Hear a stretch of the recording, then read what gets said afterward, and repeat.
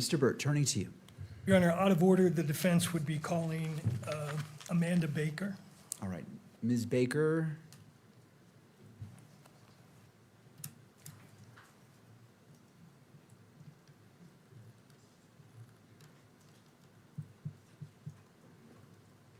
All right, Ms. Baker, if you wouldn't mind coming forward right up here by the bailiff and being sworn in.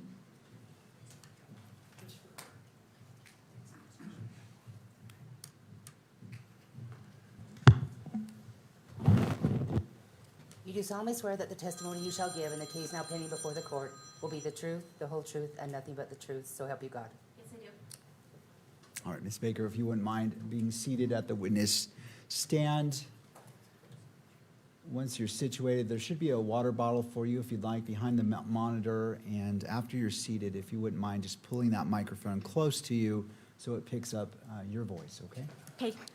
Mr. Burt, your witness. Your Honor, we're going to need the monitor switched over to our side if we Okay. could. While we're doing that, good afternoon. Good afternoon. Tell us your name, please. Hi, good afternoon. My name is Amanda Bakker. My last name is spelled Bakker. And Ms. Baker, what do you do for a living? I am a forensic examiner in the DNA casework unit of the FBI laboratory located in Quantico, Virginia. And how long have you been a DNA analyst at that location?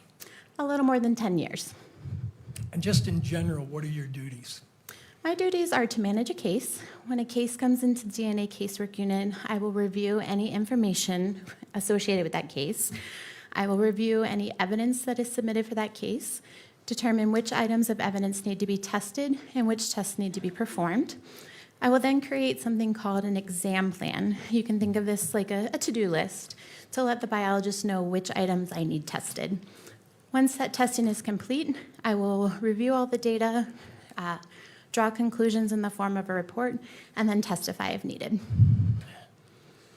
Ms. Baker, in this case, were you requested by the state of Utah to do certain testing?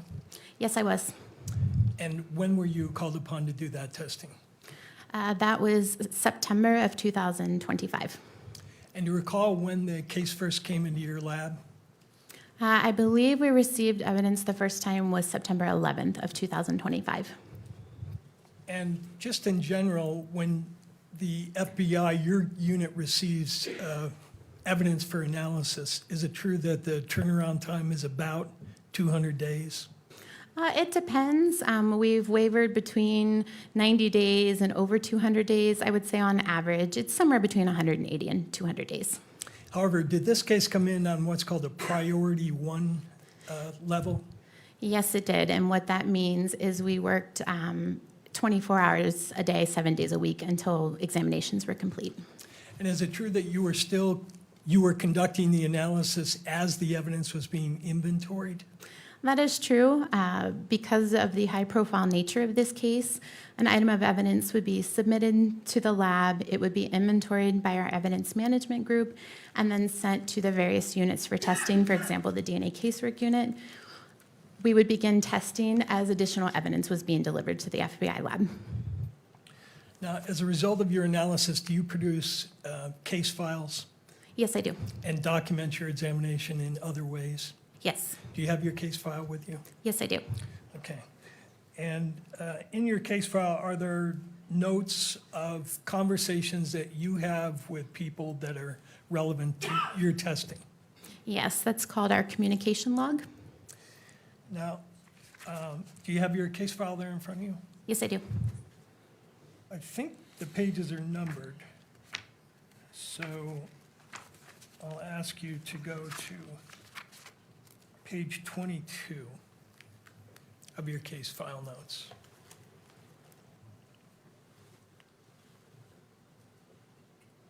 Okay.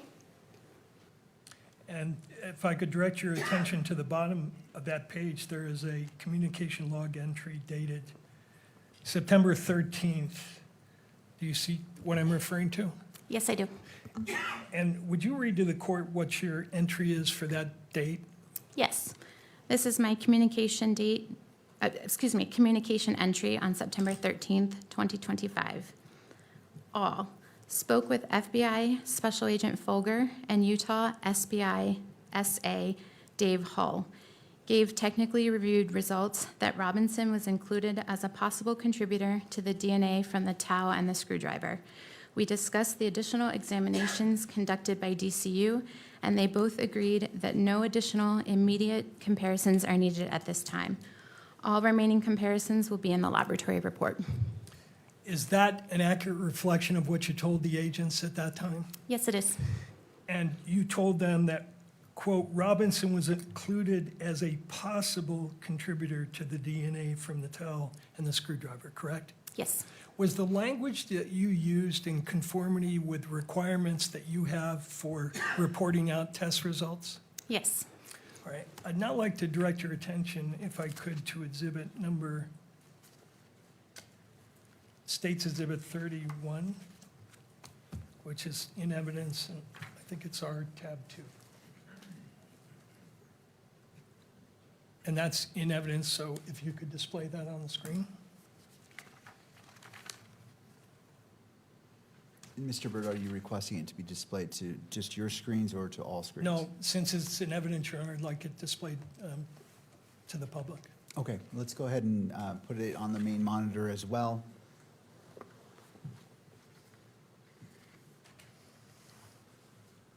Okay, could you go to page 6, please?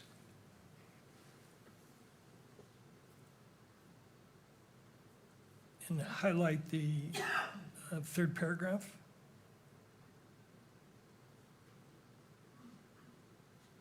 This is your report dated September 15th, 2025, correct?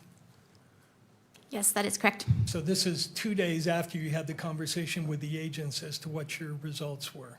That is correct, yes. And in your report that you wrote 2 days later, you included this language that's highlighted there, correct? That This- is correct. This report conforms to the Department of Justice uniform language for testimony and reports for forensic DNA examinations. Correct? Yes. Okay. Now, I'd like you, if you could, to take a look at that standard that you referenced. And then I believe is that, and this will be just to the witness, not to the public. Okay. Calling up tab 7.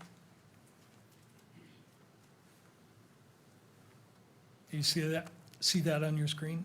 Yes, I do. Do you recognize this document? Yes, I do. And tell the court what this is.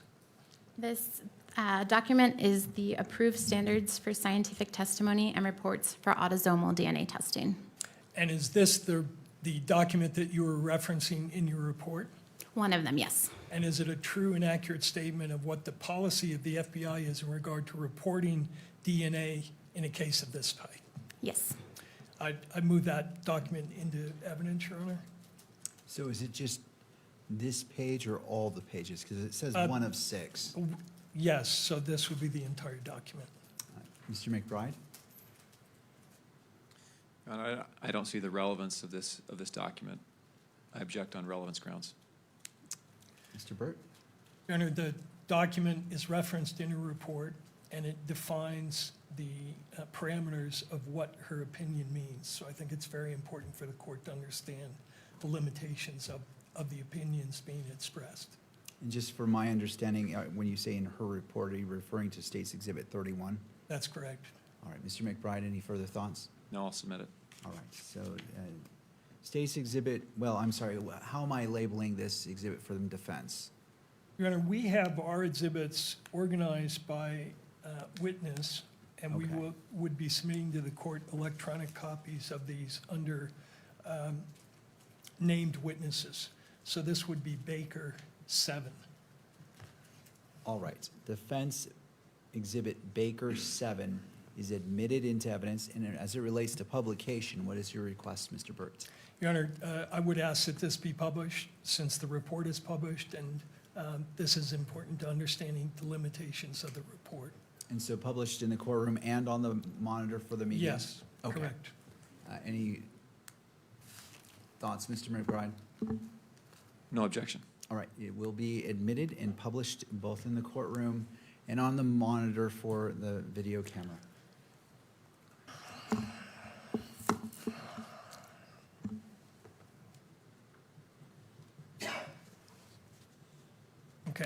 So this document has various subjects, correct? That is correct, yes.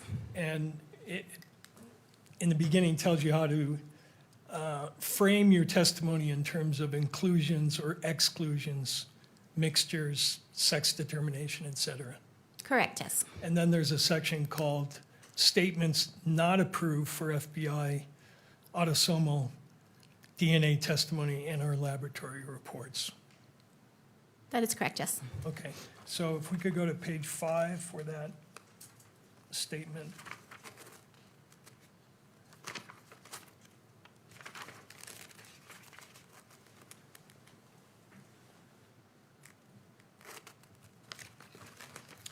Okay. Under the topic absolute identification, is it the policy of the FBI when you're reporting out results that an examiner may not state or imply that a match provides an absolute identification of the individual from whom the biological material originated? That is correct. And you were following that policy in this case when you told the investigators that this was a possible match, correct? That is correct, yes. You never said it was an absolute identification of Mr. Robinson, did you? Correct, no, I did not. Now, the second guidance under that policy is an examiner shall not use the expressions reasonable degree of scientific certainty, reasonable scientific certainty, or similar assertions of reasonable certainty in either reports or testimony unless required to do so by a judge or applicable law. You're not, in your report, did not use any language that suggested you were giving an opinion to a reasonable degree of scientific certainty, That is correct, it was not. okay? And then the next one, not that one, one more down. Not going to talk about race, ethnicity. That doesn't apply to this case, right? But 5.4 says, an examiner may not state or imply that forensic autosomal DNA examinations have a 0 error rate or are infallible. That is correct. And you followed that policy in this case, correct? Yes, I did. You're not in your report stating to the court that your testing has a 0 error rate, correct? Correct. You're not saying that the test is infallible. I am not, no. What is the source of error rates in DNA testing? I'm You can sorry. take that down.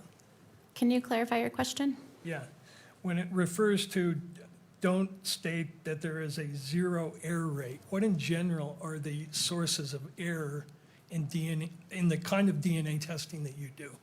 Human error could be an error. Anything else? Not that I can think of off the top of my head. One of the big things is potential human error. I guess you could also associate the DNA testing itself and how items are collected or how those items are tested. Now, to your knowledge, that policy statement that we just read in Exhibit 7, Baker 7, was based on a more general Department of Justice policy, correct? Correct, yes.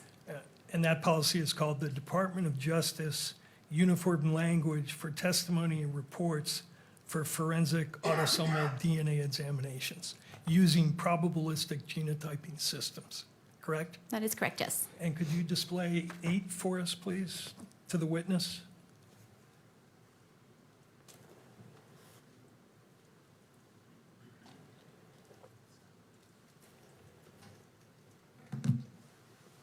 Let me know when it's on. No, not on the big screen.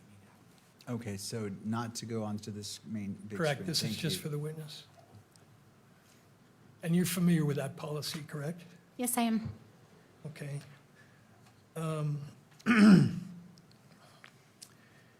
And does it contain a statement that support for inclusion is an examiner's conclusion that there is evidentiary support for the inclusion of a known individual as a possible contributor to the DNA typing results obtained from an evidentiary sample?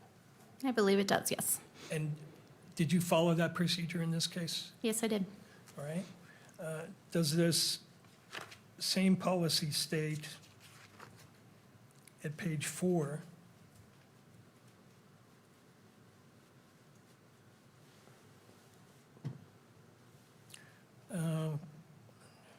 fourth down, one more.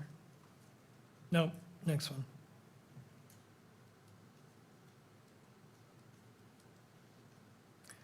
An examiner, does a policy state, an examiner shall not assert that a likelihood ratio of any magnitude provides an absolute identification or source attribution of an individual to an evidentiary sample?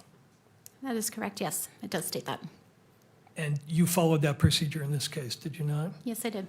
You're not implying that those numbers that a previous witness quoted in our State of the Union report provides an absolute identification of Mr. Robinson or Mr. Twiggs? No, I'm not. Okay. Thank you. You can take that down.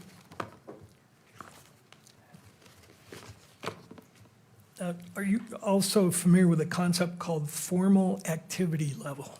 Yes, I am. Tell the court what that is.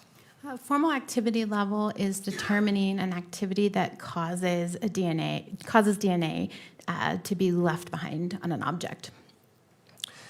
And does your laboratory have a policy about whether you can express opinions about formal activity level? We do have a policy, and I cannot give an opinion as far as activity level goes. And why is that? That is because DNA can be left behind on an object for numerous different reasons.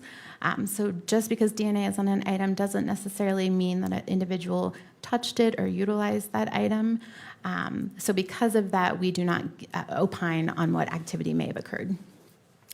And consistent with that policy, you cannot tell, if you interpret a piece of DNA as being present on an item, you can't tell when that DNA was deposited, correct? I can't give an exact time, but there are some situations, if a piece of evidence has been buried for a long time or is in a river for a long time, it would be my expectation, based on my experience, that I probably won't get DNA off of an item that's been buried for 10 years, for example.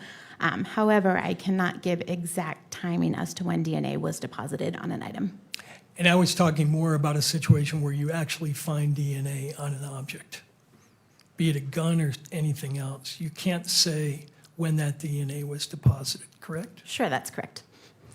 And how long, in general, does the DNA persist on an item? Once you've made contact, how does DNA get deposited on an item in general?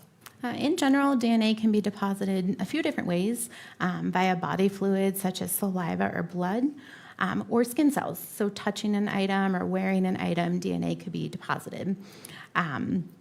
Once DNA is on an item, if it's subjected to ideal conditions, it's out of heat and high UV, it's not subjected to any kind of cleaning or chemicals, it can persist on an item rather indefinitely. It can degrade slowly over time, but we've certainly worked items of evidence that are 40 and 50 years old, and we've been able to recover DNA. Now, could you explain to the court the concept of degradation of DNA samples, what that means and what it suggests with your testing? Sure. So degradation of DNA is breaking up the DNA. So if you think of DNA like a long rope, it's essentially taking that rope and cutting it up into pieces. Seeing degradation in a sample could lend me to believe that there may be, that sample may have been subjected to cleaning or high heat, an extended period of time. So I can't tell why an item is degraded, but looking at my data, I can tell if that sample is potentially degraded or broken down. And two of the items that you examined were referred to as items 7 and 8, correct? That is correct, yes. One was a towel and one was a screwdriver. That is correct, yes. Were both those samples degraded to a certain extent? May I refer to my Certainly. data?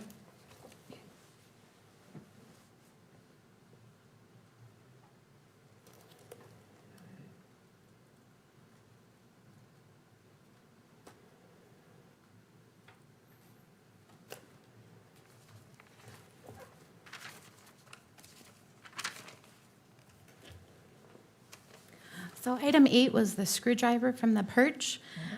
I would say that there was some degradation. As I look at the DNA peaks or the DNA data, in an ideal world, if there's no degradation, I would expect all the peaks to be at the same height. Here I see a ski slope type effect, meaning that the data on the left is a little bit taller than the data on the right. As far as item 7,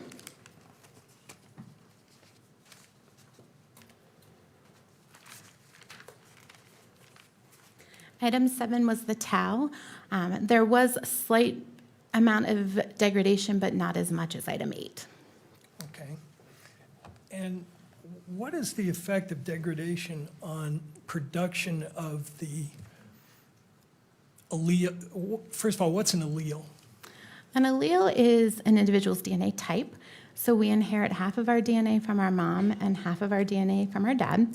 We're looking at something called short tandem repeats, or STRs. These are small segments of DNA that repeat themselves over and over again. We all have those same sections of DNA, but what might differ amongst us is how many times it repeats, and that's actually what we inherit from our parents. So for example, at one particular location, my mom may give me 14 repeats and my dad may give me 15. So when I'm looking at the DNA types, I would say that I have 2 alleles at that location, a 14 and a 15. As far as degradation goes, it could cause some of those alleles to do something called drop out, meaning when I'm looking at the DNA chart or the DNA data, I do not see information. I do not obtain numbers at that particular section of DNA. And is it true that in the testing that you were doing in this case, STR testing, what you were looking at is the length of the, what I'll call, have you ever heard the boxcar analogy? I have, yes. Tell the court what that is. So the boxcar analogy is how many times that section of DNA repeats. So that section is essentially letters. So for example, A, C, T, G.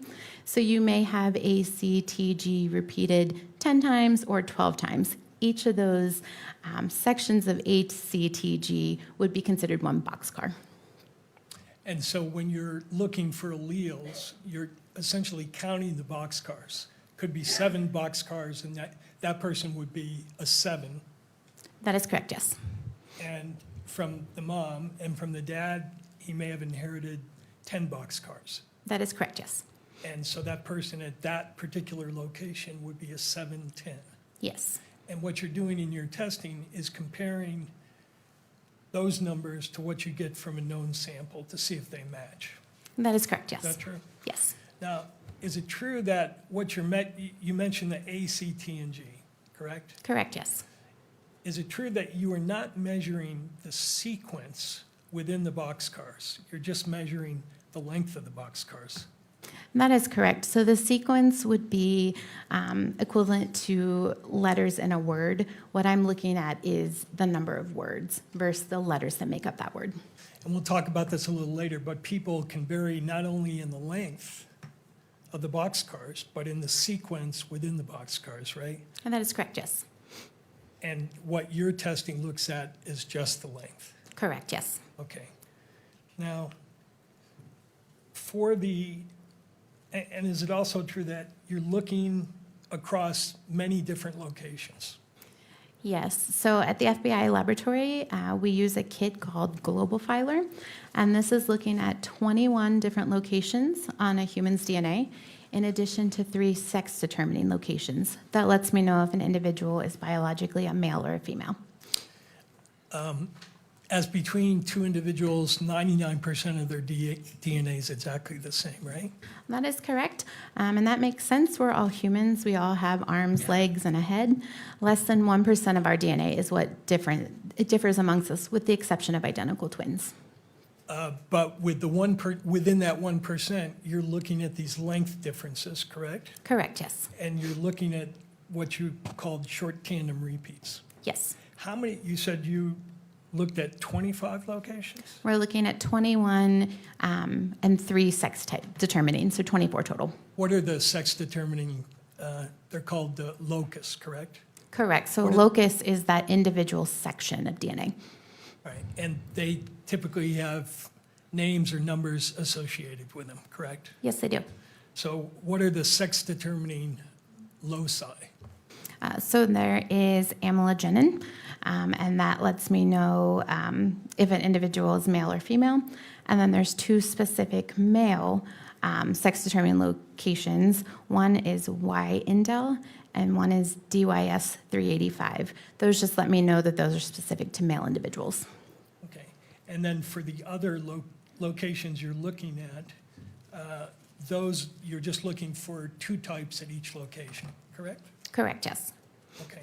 Now, for the samples that you looked at, the 7A and the 8A, did you get a full, what's called a full profile would be a profile where you have all 23 locations present? That is correct. So a full profile means I have DNA at every single location. It is above our threshold, and I'm seeing one or two pieces of information at each location. For item 7, I did develop a full profile. For item 8, you developed a full profile?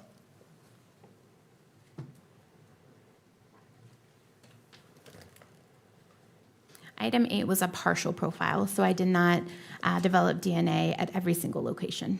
Okay, so what that means in your comparisons is you have certain information in the question sample that for whatever reason doesn't appear, correct? Correct, yes. So you can't make a comparison at those locations. That is correct. All right. What makes it not appear at certain locations? So it could be that there's degradation. So those larger locations could be broken up so that it wasn't detected during the DNA process. It could be a low-level amount of cellular material to begin with. So if I only have a few cells, I may not have enough to detect at every single location. Okay.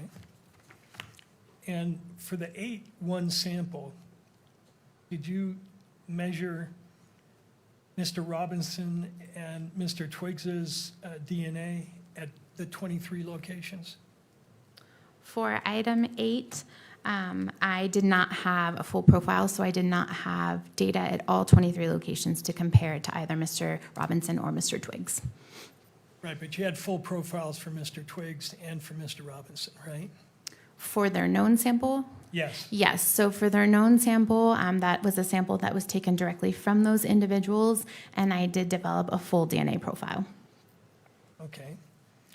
And just to illustrate how this works, is one of the loci that you looked at called the DYS 391 loci? Yes, it is. And what type was Mr. Robinson at that loci?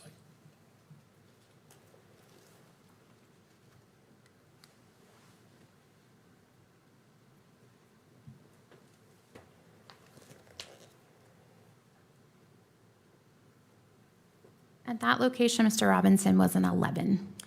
And it's, I think you said you inherit one from your mother, one from your father.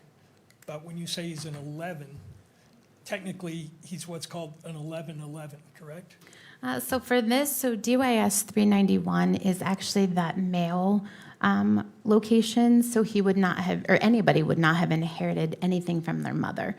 So at this location, I would only expect to see one piece of information, and I did see an 11 here. Okay. And for the D3S loci, what was his type? His type was a 17.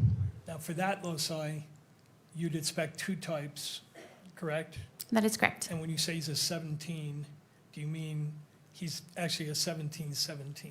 That is correct. He inherited 17 repeats of that location from mom and 17 from dad.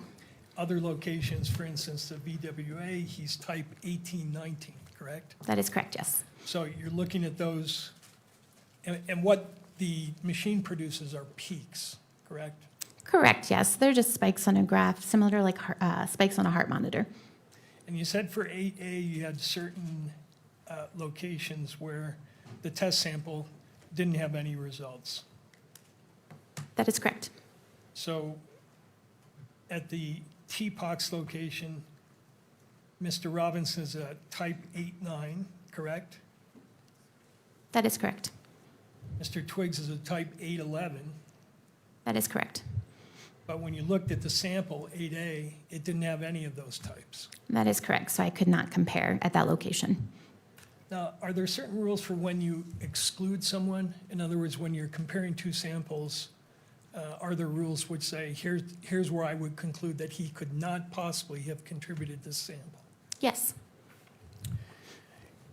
Your field has a lot of literature written about it, correct? That is correct, yes. And do you generally like to keep up with that literature? I do, yes.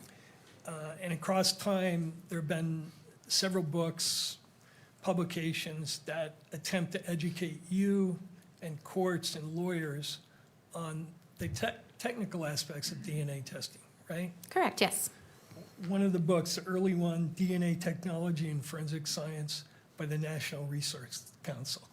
I'm familiar with that, yes. That's an authoritative book that was really one of the first books on DNA testing, Yes. all right?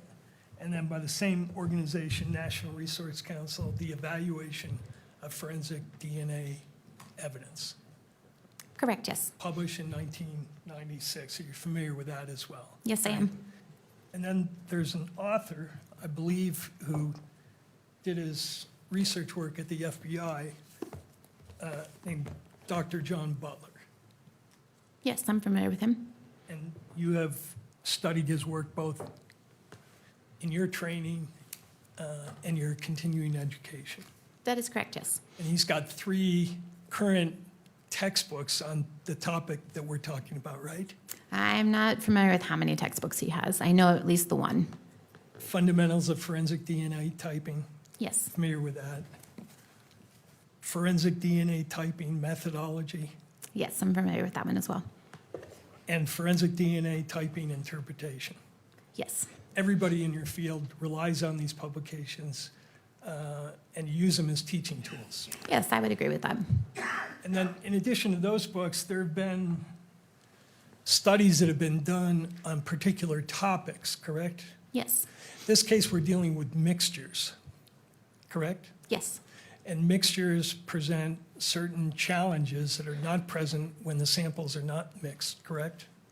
Not necessarily. So first, to define a mixture, that simply means DNA from more than one individual in a sample.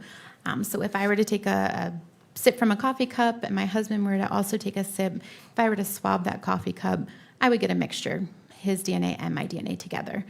As far as it being difficult, you can have some mixtures where there's one contributor that donates a lot of DNA and the second contributor donates a little bit. For DNA interpretation, that is not challenging for me.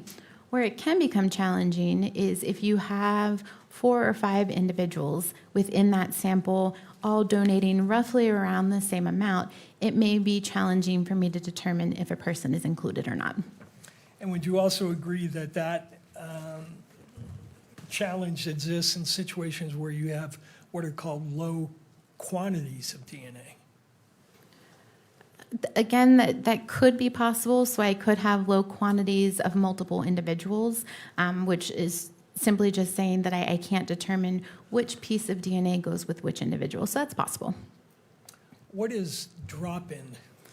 Drop-in is where you have environmental DNA that's not inherent to that sample that's detected during our DNA process. DNA testing is very sensitive, so it could be that we have a peak that's detected, like I said, from the environment. And what is drop-out? Dropout is when you have an allele that is not detected or a piece of DNA information that is not detected. So in the DNA chart, there is no number associated with that particular location. And degradation can cause dropout? Yes. So if you have a person at a particular location that is a type 1415, and because of degradation, that 15 drops out, what you're seeing on your chart is just the 14, right? That is possible, yes.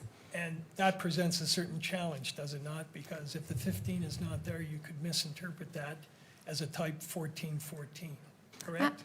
Not necessarily. So we have thresholds. We have something called the stochastic threshold. If that 14 is above that stochastic threshold, I'm confident, based on our validation, our testing, and my training, that the DNA type there is only a 14. If that 14 falls below that stochastic threshold, that could be indication that there is another peak. So when I'm interpreting, when I'm comparing, if that 14 is below threshold and someone is a 14, 15, I will not automatically exclude them. What is stochastic effects? Stochastic I'm effect, going to object at this point. I think we've gone beyond the scope of preliminary hearing. I think this is getting into 702 material that's not necessary for the probable cause determination. All I right. think Mr. Burt? it goes directly to the reliability of the testing results that the state introduced. I think the court has to understand the limitations and the potential sources of error in order to assess whether these results are reliable. And in regards to this line of questioning, how far are you going to go on this line of questioning? I have this one question, and I'm moving on. All right, Mr. McBride. I'll hold them to that. All right, well, Mr. Burt, so the objection is overruled. You may proceed with that question. You can answer. could you repeat your question, please? Tell the court about stochastic effects. Stochastic effects, when you have low-level samples during the DNA copying process, based on how the DNA is copied, you could have alleles that are copied better than other alleles. Okay. Now, on another topic, I mentioned studies before. One of the studies that you're familiar with is called the PCAS report. Are you familiar with that report? Yes, I am. And tell the court what that is. PCAS stands for the President's Council of Advisors on Science and Technology. And this was a committee that was found, I believe, under the Obama administration that gave guidance on different areas of forensics. Including how to deal with mixed samples and how to deal with samples that have low quantity of DNA. I don't know that I would agree that it's how to deal with them. They gave some of their concerns on low-level samples and mixtures. Right. And they also did a follow-up report to assess whether using the kind of software that you used in this case had been established as reliable, correct? That is correct. And what was the software that you used in this case to reach your statistical results? The software is called StarMix, STRMIX. And the PCAS report specifically addresses whether reliability has been established with respect to StarMix, correct? I don't believe reliability came into question. I think PCAST thought that there needed to be additional testing as far as mixtures and low-level samples go. Mixtures and low-level samples that had certain characteristics, right? That is correct, yes. Including mixtures where what's called the minor contributor was in the sample below 20%. That is correct. So the minor contributor would be an individual that donated less DNA to that sample. So PCAS called into question mixtures of 3 or more individuals with that minor or that low-level contributor making up 20% or less. 7 and 8 samples in this case were both mixtures, correct? Yes, that is correct. And did you determine what the proportion of mixture was between what I'll call the major contributor and the minor contributor? So I did not calculate that personally. Part of the StarMix software, it does a couple different things. One, it takes a mixture and it uses math and biological modeling to try to break that mixture into its individual contributors. And then it also calculates a likelihood ratio, which is the statistic that I report. During that process, it does give an estimate of the breakdown of those potential contributors. And what was, first of all, for the 7 sample, was the minor in there at less than 20%, according to StarMix?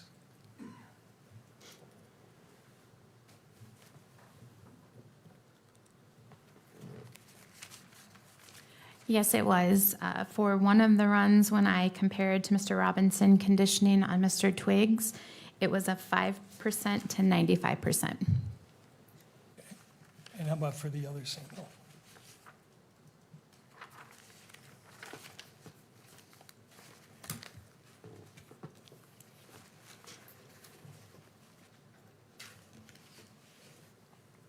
For item 8, one of the contributors was 11% and the other was approximately 89%.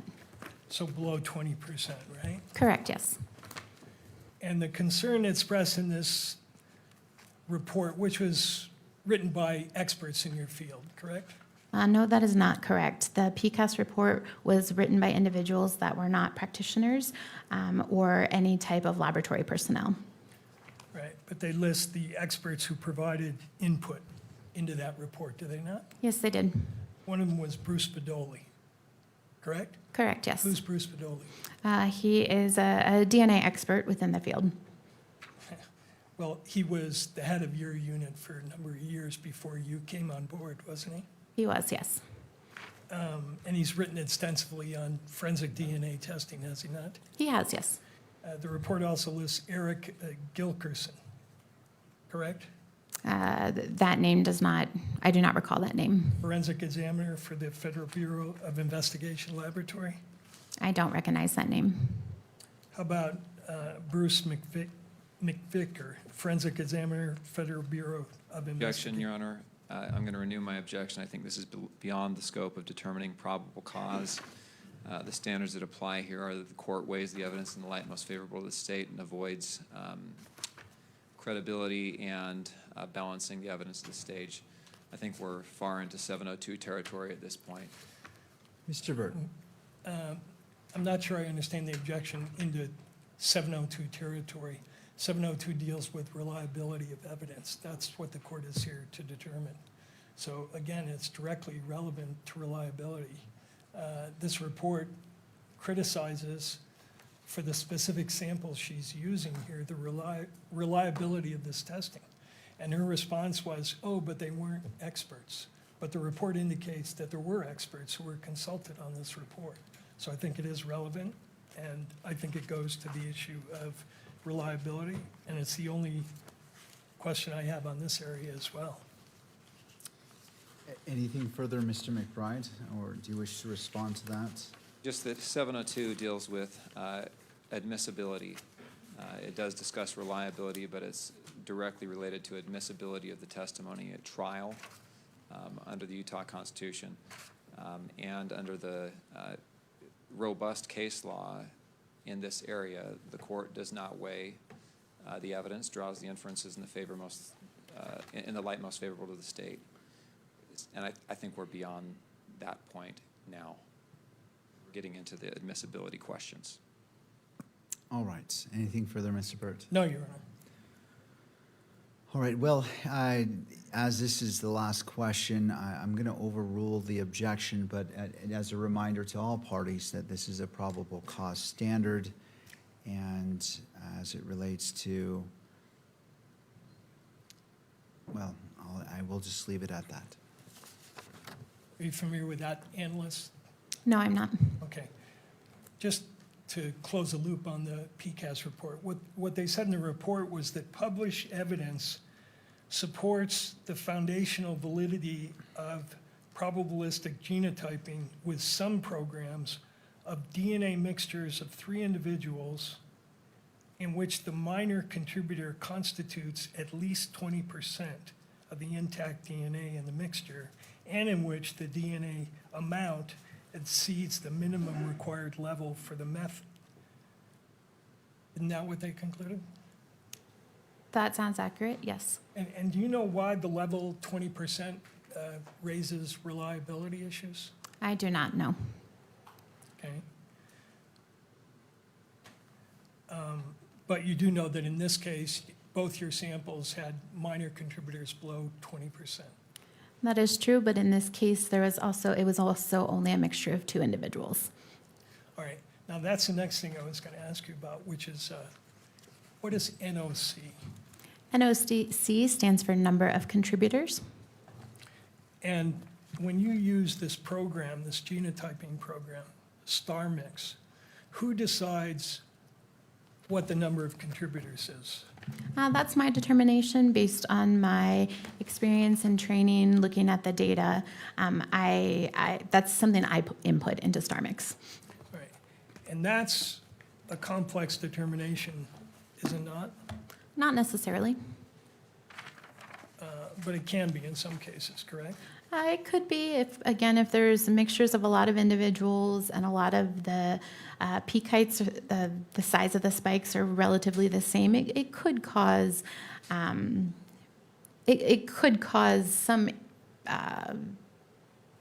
trouble for me as an examiner. All right. One of the groups that studies your field is the National Institute of Standards and Technology, correct? That is correct. Yes, They're in the Department of Commerce, I believe so. Yes, federal agency. yes. And they published a report in 2024 called Forensic DNA Interpretation and Human Factors, Improving Practice Through a Systems Approach. You're familiar with that publication, right? I am. Yes. And was that publication written by scientists? I don't recall exactly who the authors of that publication were. Okay. Just to make sure.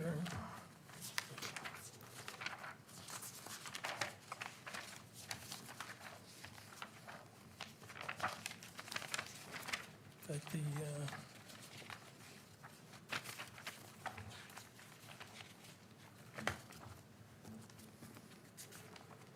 it's a long report, right? Yes, it is. And you've read it. I've read highlights of it. Is it true that one of the things that they say in that report is they have a section on the complexity of number of contributor estimations? Objection. Are you, Same objection, Your Honor. This is beyond the scope of a preliminary hearing. Again, we're talking about expert reports. We're talking about scientific studies. These materials are all fine to consider at a 702 admissibility hearing. At this stage, where, again, the evidence is viewed in the light most favorable to the state, this is unhelpful to the court's determination and therefore irrelevant to this proceeding. Thank you, Mr. McBride. Mr. Burt. Your Honor, I think the report that the state put into evidence, as clarified by this witness, indicates that she reached the conclusion that Mr. Robinson and Mr. Twiggs were, quote, possible contributors to these two samples. And so the one thing the court has to weigh is what is the weight of that opinion given the science or lack thereof? And one of the important issues here is how she derived these statistical numbers. And as an offer of proof, I'll indicate to the court that the numbers derived from this software program, and that software program is dependent in large part on how many contributors the analyst puts into the input of the software. And the numbers can change if the number of contributors is changed. And in this case, as I'll show through the examination, this examiner originally thought there were 3 contributors. And I will show to the court why she changed her analysis, and will indicate through this publication that there has been criticism of the way in which she determined the number of contributors. So I think it's important for the court to assess whether you've got accurate numbers in front of you. The state put in these astronomical numbers and are asking the court to give weight to them. And I'm asking the court to consider how those numbers were arrived at and whether there are reliability issues with regard to those numbers. So the concern that I have is, I turn to State v. Ramirez, 2012 UT 59 at paragraph 10. It states, furthermore, the magistrate's role does not encompass an assessment of whether such inference is more plausible than an alternative that cuts in favor of the defense. That is a matter of fact-finding, which is left for the jury at trial.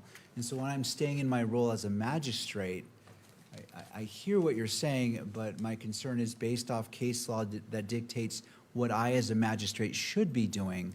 If I want to stay in that lane, my fear is as we go down further down this path, which again, is not precluding if this were to proceed, if there were a bind over, if there was a trial, that certainly that could be determined. But at this point, at this stage, how do you weigh this issue as I'm weighing State v. Ramirez in deciding whether we're going past the probable cause stage? Sure, and I think the answer to that is we have to take into account the ruling that you made in this case, which is the law of this case, which is when we objected to the hearsay aspect of these DNA reports and other reports, you ruled that you are the ultimate determiner of the reliability of the hearsay evidence being admitted. And you will recall that our argument was the statute was unconstitutional because it was dictating that you find certain evidence to be reliable without considering whether it was reliable. And your ruling, as I understood it, was no, you retain the ultimate determination of whether the evidence is reliable. And that's not a credibility issue. It's, is this reliable hearsay that the state is offering? And so issues that go to whether these numbers that the state is putting in front of you are reliable, I think go directly to the substance of your ruling, which is that your role here is to determine reliability of evidence. And I'm familiar with a case that the court cites, but I think that has more to do with weighing evidence and making credibility assessments, whereas I'm focused on what the court ruled, which is we have to look at reliability here, and that's my job as a magistrate. Mr. McBride, any final thoughts? Yes, under Rule 1102B4, this, the Exhibit 31 is considered reliable hearsay. In addition, credibility determinations are not proper for the court to make here for the whole reason that, you know, studies supporting this science, studies opposing this science, testimony from this expert or that expert about what is reliable, what is not, what's more reliable, what's less reliable, factors that affect all those determinations. Those are all very, very complex decisions. There will be probably multiple day hearings dealing with that. And a probable cause determination is just not the place to conduct that kind of thorough, in-depth, and searching analysis. Rather, the case law, the Constitution of Utah that says the only purpose of a preliminary hearing is determining probable cause, the case law, the rules that all say the court does not weigh the evidence at this stage, but leaves that for a finder of fact, the jury, in the end. That all supports cutting this line of questioning off at this point rather than going on for into greater depth, Your Honor.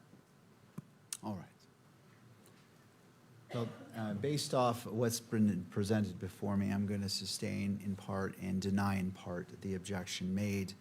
I'm going to allow this question to be asked, and so that is denying, but sustain in the sense that this would be the last question, and if Mr. Burt would chooses to, may go on to a different subject or a different line of questioning. Sure. Did that NIST report conclude that it remains unclear if visual inspection renders consistent number of contributor estimations across analysts over time? Can you repeat that? Yeah. Did the report, the NIST report that you referenced, conclude that it remains unclear if visual inspection renders consistent number of contributor estimations across analysts over time? I think that goes to the DNA evidence. Again, we never truly know the number of contributors in a forensic sample. So like I mentioned before, you could have DNA mixtures that are made of made up of 2, 3, 4 individuals. I have training, I have experience, I followed standard operating procedures. So I'm making the best determination based on the evidence, the DNA evidence that I have as far as number of contributors goes. Now, if I could, I'd like to return to your case notes, and could you display for the witness page 365 of tab number 4? And while he's doing that, by the way, it's true that if you change the number of contributors, you're going to get different numbers from the software program. It depends. So actually, each time you run the software, you will get a different number based on the math that the software system does. But there are studies and validations that show we don't expect that math to be greatly different, usually by a factor of 10. Changing the number of contributors, it depends. If you have a major contributor, someone who's made up most of that DNA profile, if I originally interpret something as 3, calculate a statistic, if that major contributor is the individual that I'm comparing to, if I change the number of contributors to 2, based on the studies and based on my own experience, it doesn't change the likelihood ratio of that major contributor by much. But it does change it, correct? Yes. And you just said, I think, that even when you put in the same parameters, you don't get the same answer if you run it through STR mix more than once, right? That is correct. Based on how StarMix utilizes math and distributions, you will never get the same answer twice, but it will be no more than a magnitude of 10. So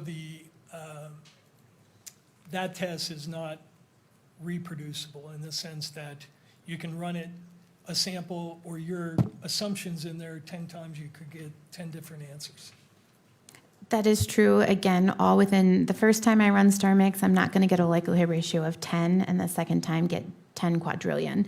I might get 10 quadrillion the first time, 2 quadrillion the second time, but even if I run it 10 times, I'm still going to get around the same likelihood ratio value. Now, could you look at tab number 4, your case notes at page 365, if you could bring that up for the witness?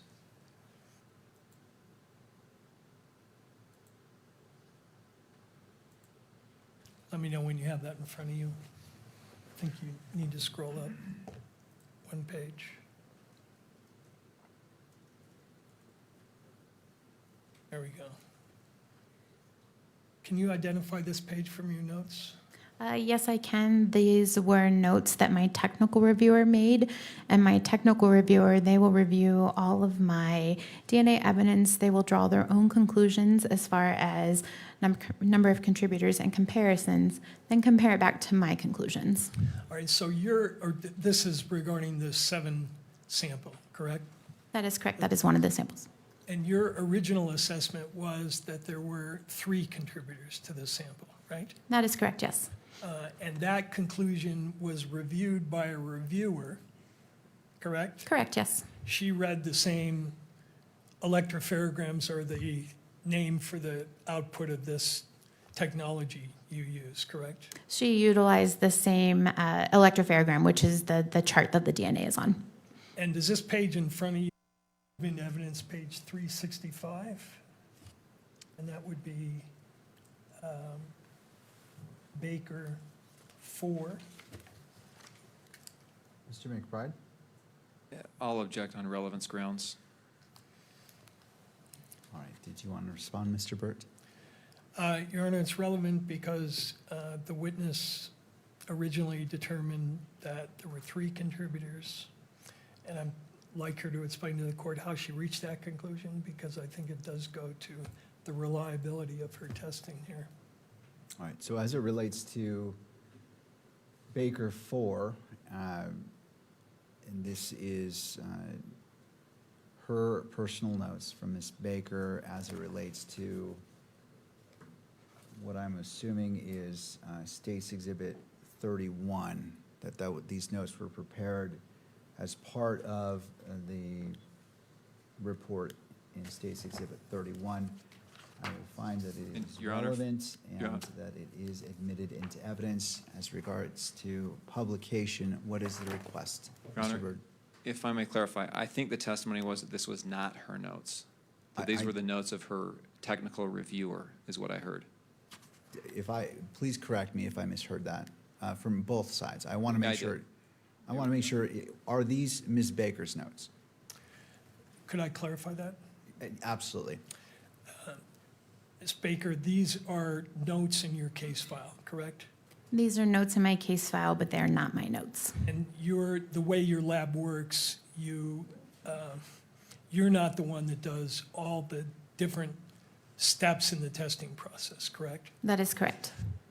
Other analysts have input that then all goes into the case file, which you have access to and rely upon in rendering your opinions. That is correct, yes. All right. And this particular page is a note written by your peer reviewer that you relied upon. Correct. After I made my interpretations and drew conclusions, my technical reviewer then reviews the data and draws their own conclusions. So this was created after I had already drew my own conclusions.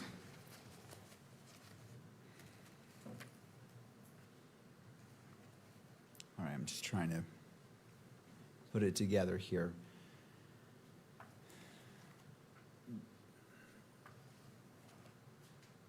So the question I'm trying to get to, counsel, is, was this particular, I recognize it as it being prepared by someone else, but as it relates to States Exhibit 31, was this relied upon in order for States Exhibit 31 to be put together as the report? Because I'm trying to determine relevancy as it relates to that, and that's a crucial point I don't have the answer to just yet. Okay. Let me lay a more adequate foundation. The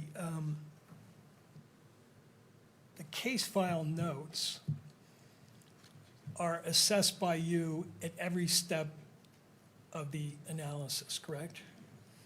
Not necessarily at every step. Before I issue a report, before I write a report, I review all of the case notes. So that will be any communication log entries, any documentation from the laboratory, the biologists that perform the DNA testing. I will review all of that, write a report, and then give that to a technical reviewer. They will draw their own conclusions to determine if they agree with me. If they do, they will sign off, and then my report and my case file will go for an administrative review to make sure that the laboratory number is correct on all the pages, that if there's any crossouts, there's dates and initials and so forth. Those two reviews have to be done before I can actually make it a final report and case file that gets submitted and sent to the field. And in this case, correct me if I'm wrong, but the sequence was you originally determined in sample 7, that there were 3 contributors. That conclusion got reviewed. Then you ran some further testing, and then you change your conclusion, correct? And that is correct, yes. Right. And before you change your conclusion, you of course go back and look at what the reviewer said about her review. We would have a discussion. If I say a number of contributors was 3, he or she notated that it was 2. We had that discussion. She agreed with 3. So for that step of that process, because again, we're piecemealing this. Typically in a normal case, we will work all of the evidence. I will write a report. For this situation, I had DNA evidence coming to me throughout the day, throughout the night. So I had reviewers at different steps, which is not usual for a case. Usually I have one reviewer. So in this case, at that particular time, I had a reviewer. Then when I was submitted additional known samples and used those for comparisons, then I did have additional conclusions and additional reviewers. But you certainly took into account this notation on this page before you changed your conclusion, correct? I don't know that I would agree that I took into account. We had already had that conversation, and again, once I received additional known samples and additional information from the field, I then did amend my conclusion. And these notes are kept in the ordinary course of your business, Yes, and they're part of the case file that you rely upon in reaching your conclusions. they are kept with the case file after I draw my conclusions. So, Your Honor, I think there's a foundation for this. The state has offered all kinds of hearsay here, and certainly this is, there's no question about the reliability of the entries. All right. Anything further from the parties before I weigh in on, well, make my ruling on Baker 4? No. The court finds that it is relevant, and as it relates to State's Exhibit 31 and Baker 4 is admitted into evidence. In regards to publication, Mr. Burt, what is your request? That it be published All right, to, in the courtroom. in both the courtroom and to the cameras. All right. Any objection, Mr. McBride? All right, we'll go ahead and publish that to all screens and may be captured by the media. So these notations at the top there, 7-1 mail, discuss 3 NOC and okay with 3. Could you translate that for us, what that means? Sure. So when my technical reviewer took a look at the DNA evidence, she determined that male DNA was present, and she concluded that she would have called it a number of contributor of 2.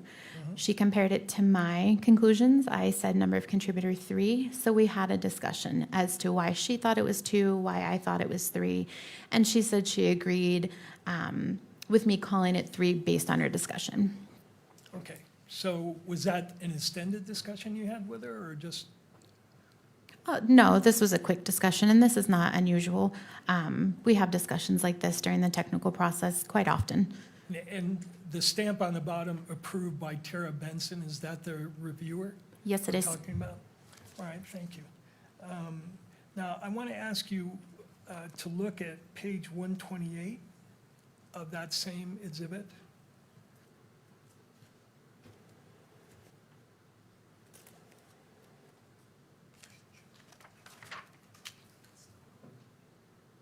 No. Is this an electropherogram that is a part of your case file? Yes, it is. And is this an accurate representation of what's depicted on this page? I'm sorry, there's nothing on the screen. Am I? Yeah, 128.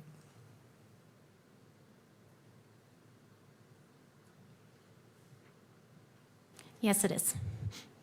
I move that into evidence, Your Honor. This would be Baker 4, page 128. Oh, I thought I already admitted Baker 4. Is this a different? The previous one was Baker 4, as I understood it. Yeah, Baker 4, page 365. Oh, okay. So And Baker, so this is Baker 4, page 128. right, so the previous admitted exhibit is Baker 4, 365. The current proposed one is Baker 4, 128. That's correct. All right, Mr. McBride. If I could have just a minute to update my notes on those page numbers. All right. 365 was the previous one, unless I heard it wrong. Yes, that's right. All right, and the current one is 128.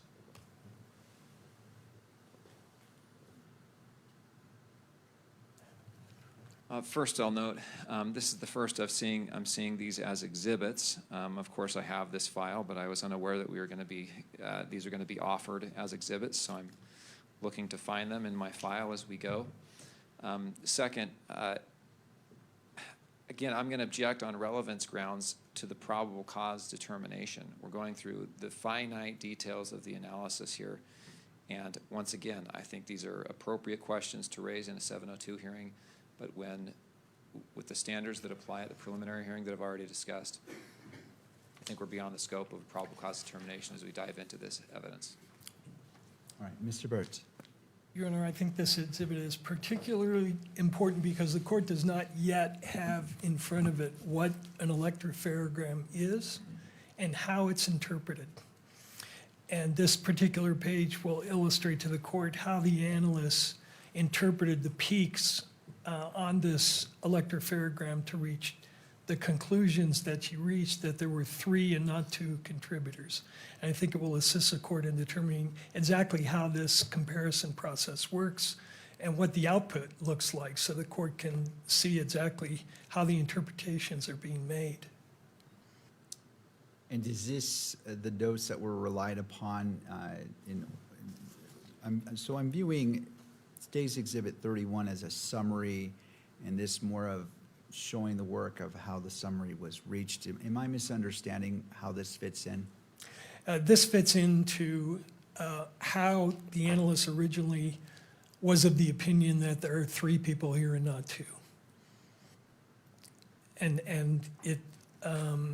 And she will go on to explain how she changed the interpretation from 3 to 2.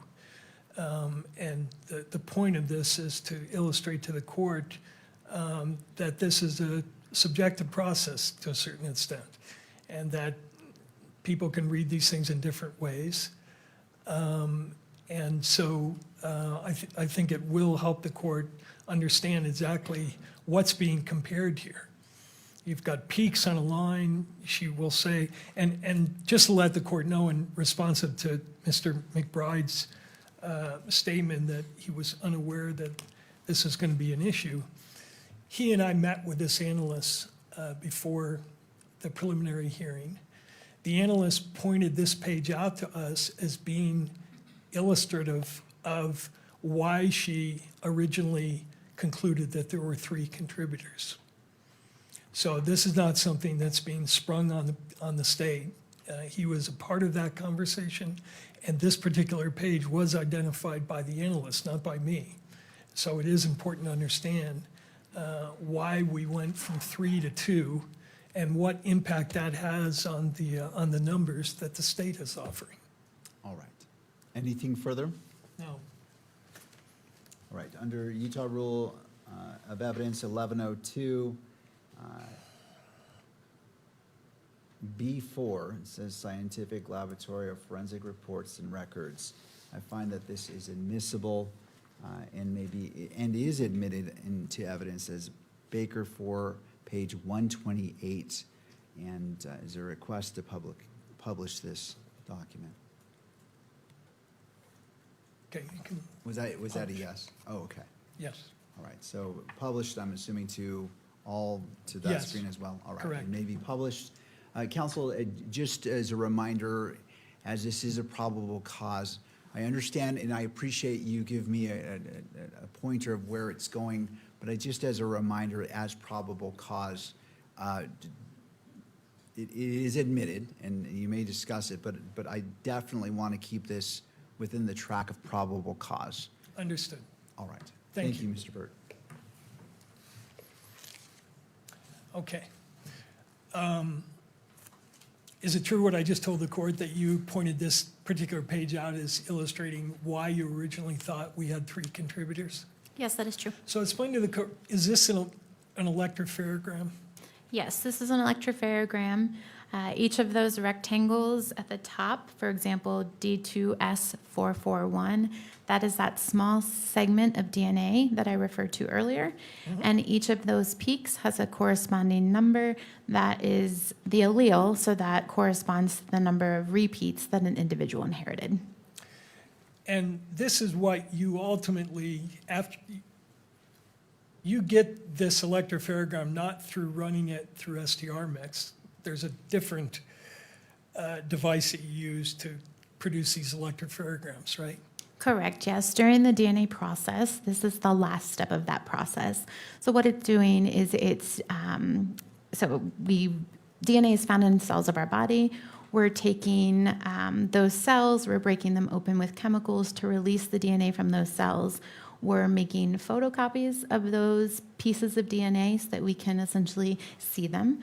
And then the last step is to separate those pieces by size, and the ultimate output is this electropharogram. Okay. And is it true that you set the parameters for what the machine will pop up in terms of numbering the alleles? Personally, I do not set that up. That was done during our validation of the chemicals and the software and the instrument that we utilize, but there are parameters. So the output of the DNA lets me know, for example, the different types of alleles, but that's not a parameter I set. I want to make sure you answered that. You set, or your lab sets, what the machine does in terms of labeling particular alleles, correct? Yes, that's part of the whole process and the validation, yes. So you could tell the machine, give me all the peaks at whatever level and label them as whatever the alleles are. I see. So yes, so during our validation, we determine our thresholds, our analytical threshold, and that stochastic threshold that I mentioned before. The analytical threshold is a threshold that was determined during validation that we input into the software that I utilize that says, for example, our analytical threshold is 150.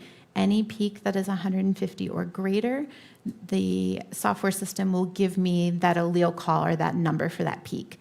Any peak that's below the 150, the software system will not give me an allele call for it. Even though it might be a true allele. Correct, yes. So you could say, and you referred to a measurement, you refer to that as RFUs, right? Yes, that is the unit. What does that mean? It stands for relative fluorescent unit. So in your lab, you tell the machine, only label peaks that come above 150 RFU. The software that utilizes the information from the machine, yes. However, it's true, is it not, that in determining the number of contributors, you look below that 150 RFU level. And that is true, yes. All right, now on this is only showing 4 different locations, right? Correct, yes. And you see a number of peaks at each one of these locations. Some of them are labeled, some of them are not. Correct, yes. So tell us how you originally looked at this and said there's not 2 contributors, there's 3. Sure. So first what I do is I count how many labels that I see, so how many of those little squares under each of those locations. So for example, at D2S441, there are 3 squares. Knowing that one piece of information comes from mom and one comes from dad, if it's a single source profile from one individual, I expect to see no more than 2 squares. Because I see 3, that gives me an indication that there's at least 2 individuals. Same thing for the next D19S433, and as well as FGA. There were 3 peaks that were called. So I knew this had to be at least 2 individuals. Then what I do is I take a look at the peaks that are not called and determine, could there potentially be a third person included? So for example, at D2, the location farthest to the left, I'm asking myself, that 12 in that bottom box, is it the same contributor as, for example, the 22 under FGA all the way to the right? Because I see peaks that are not labeled, it could be that the 12 belongs to one individual and those 2 peaks that are not called belong to a second or third individual. And that at FGA, I could be seeing the 22 from that third person, but that second person has dropped out. Because I'm able to use information below the threshold and I see peaks, that gives me an indication that I can increase my number of contributors to 3, which I did in this case. Okay, and when did you reach that conclusion, time-wise? If I recall, it was somewhere around September 12th. And when did you change your conclusion? That I would have to refer. Sure.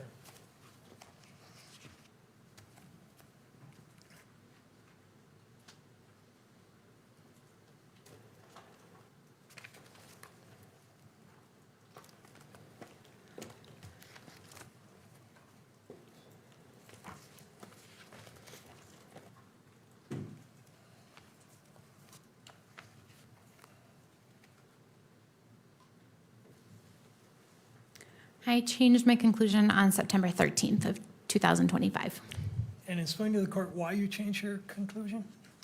I was submitted an elimination sample from Mr. Twiggs, and an elimination sample is a sample in which it's from a known individual, and then there's an expectation that the individual's DNA might be present. In receiving that sample and talking to the investigators, it was decided that Mr. Twiggs should be used as an elimination. When I compared him to this sample, all of the DNA, unlike that major contributor, matched to Mr. Twiggs. So because of that, I determined that there's actually only 2 individuals because those small peaks, there was nothing left for a third individual to be compared to. You use the phrase elimination sample. That's typically used, is it not, in a situation where you're testing a sample that has more than one contributor? Not necessarily. An elimination is just simply an individual that we're expecting their DNA to be there. So for example, if we have a stolen vehicle, I will request an elimination sample from the known driver of the vehicle so I can subtract out their DNA to see what I have left over. It doesn't necessarily have to be more than one individual. There certainly has been times where I only detect that known expected individual. And you said you had a conversation with the investigators as to whether Twiggs should be included as, or you talked to them about whether you should get elimination samples? I talked to them with regards to if I should utilize Mr. Twiggs as an elimination versus comparing him and offering a statistic. Okay, but in your report, you concluded, did you not, that one of the contributors to both samples was Twiggs? That is correct, yes. Right. You didn't just assume that, you reached the determination that he was the source of both those samples, one of the sources, right? I don't want to use the word source, but knowing that there was an expectation that his DNA could be present, when I compared him to that DNA sample, I did see his DNA types present. So using the word assumed, that's verbiage that we use when we calculate our statistical calculation. I'm letting the software know, I know this individual is there. I'm assuming that they're there.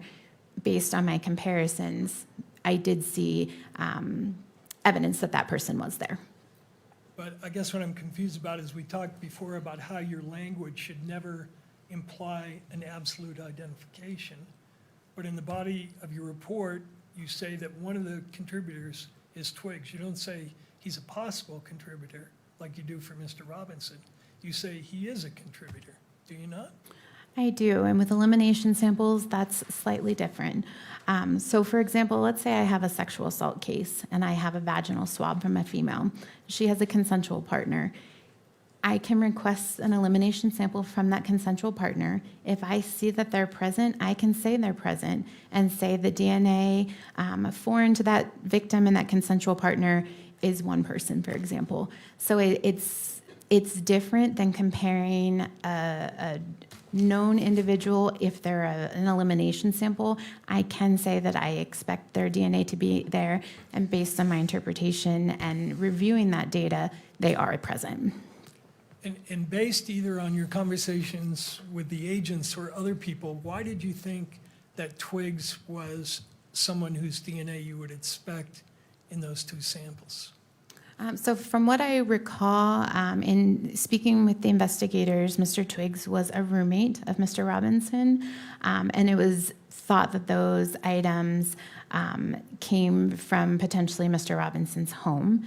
And I don't recall exactly if it was a situation where a particular towel was known to have been in that house. I don't remember that exactly, but in talking to the investigators, based on their investigation, it was important to assume potentially Mr. Twiggs was present. Right, did any investigator ever tell you that the towel did not come from Mr. Robinson's home, but was found in a bush out at the university? I was aware of that, yes. So you knew that that towel was not found in a place where you would expect Mr. Twiggs's DNA to be present? That is correct. It was found outside of a home, but again, based on speaking with the investigators, they had information to suspect that that towel came from Mr. Robinson's home, and I should utilize Mr. Twiggs as an elimination. Right. And again, you didn't assume that, you actually concluded it based on the match, right? Based on reviewing Mr. Twiggs' DNA profile to what I developed from these items, I used him as an elimination sample. Now, you did various STR mix, what I'll call runs, correct? That is correct, yes. And the way this works is you input the number of contributors. You determine that. And then they also have something called HD and HP, right? Correct, yes. Tell the court what that is. So those are different propositions. So in calculating the likelihood ratio compares the probabilities of seeing a DNA profile given one of two different scenarios or explanations or hypotheses. One is that a particular person of interest is a contributor, and the other is that an unknown, unrelated individual is a contributor. So depending on the question being asked is how I set up star mix, number of contributors. For example, if I'm utilizing someone as a known elimination sample, I will apply their DNA profile both to the HP and HD. And the theory of this, HP is the prosecution hypothesis, right? Correct, yes. And HD is the defense hypothesis. Correct, yes. So, and these are things you plug in based on your understanding of what the prosecution and the defense are contending. Correct, yes. So how do you plug in the HD in a case where you don't yet have a defense postulating what their theory is?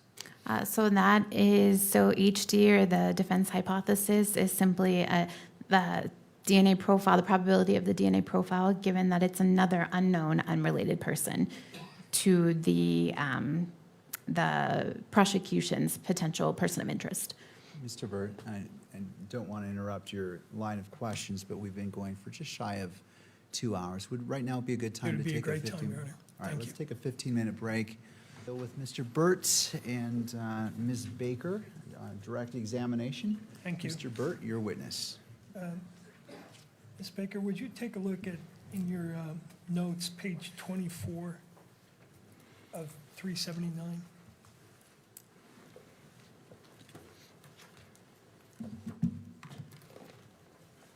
Very bottom of the page.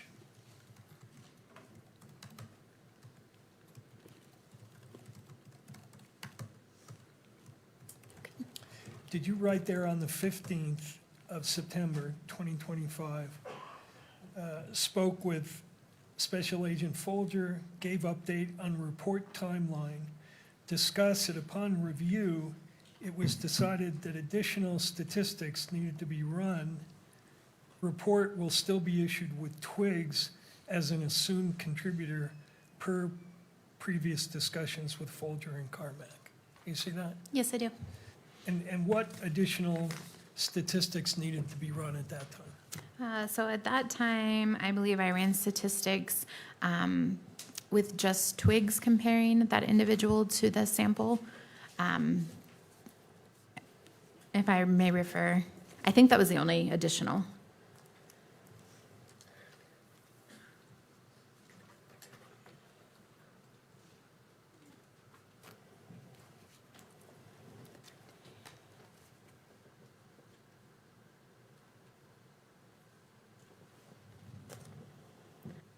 Yes, after discussion with my reviewer, it was determined that I was also going to calculate a statistic or compare Twiggs by himself, comparing him to the evidence, and having that run in my case file.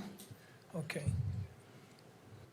And could you go to tab 38, page 39?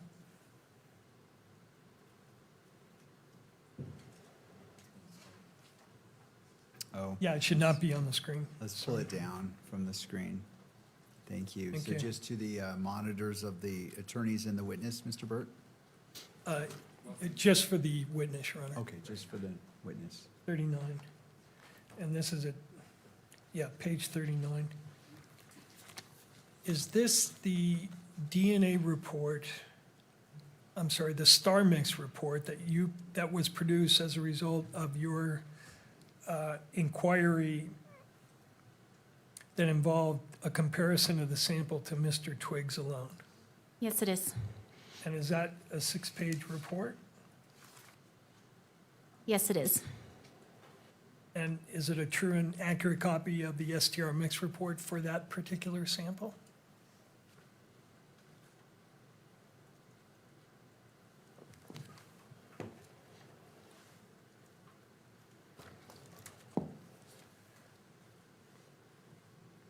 Yes, it is.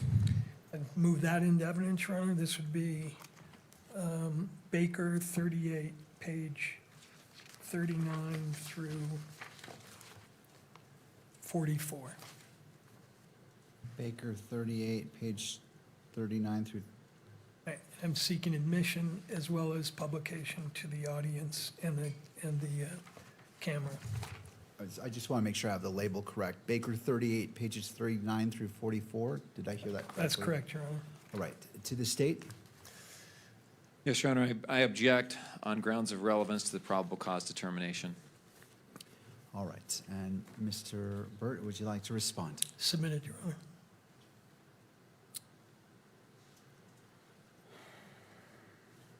So I'm not exactly sure what this is in order to Sure. determine Let how me- it fits into the probable cause analysis. Sure. So a little bit more information, because as of right now, I don't have enough to admit it. Understood, and I apologize to the court. So the report that was admitted into evidence has the conclusion in it that both samples were contributed, that Mr. Twiggs was a contributor to both samples. And this is the report that the analyst ran in order to make that determination, I believe. All right.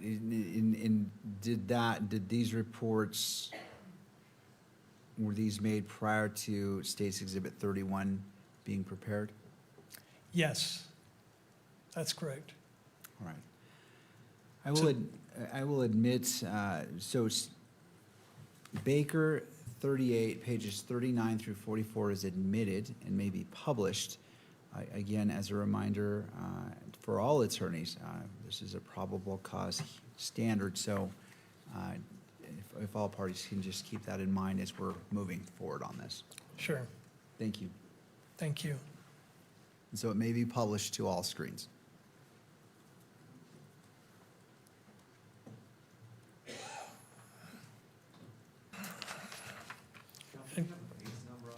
Yeah, it's page 39. No, but the actual Bates number, I'm happy to find the file and provide those to you.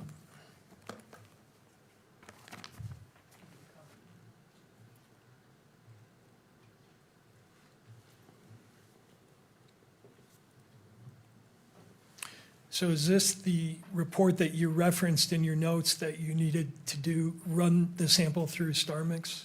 Yes. Now, at the top, this is the StarMix unit dated September 15th, and it relates to item 7-1, correct? That is correct, yes. All right. And then down below that,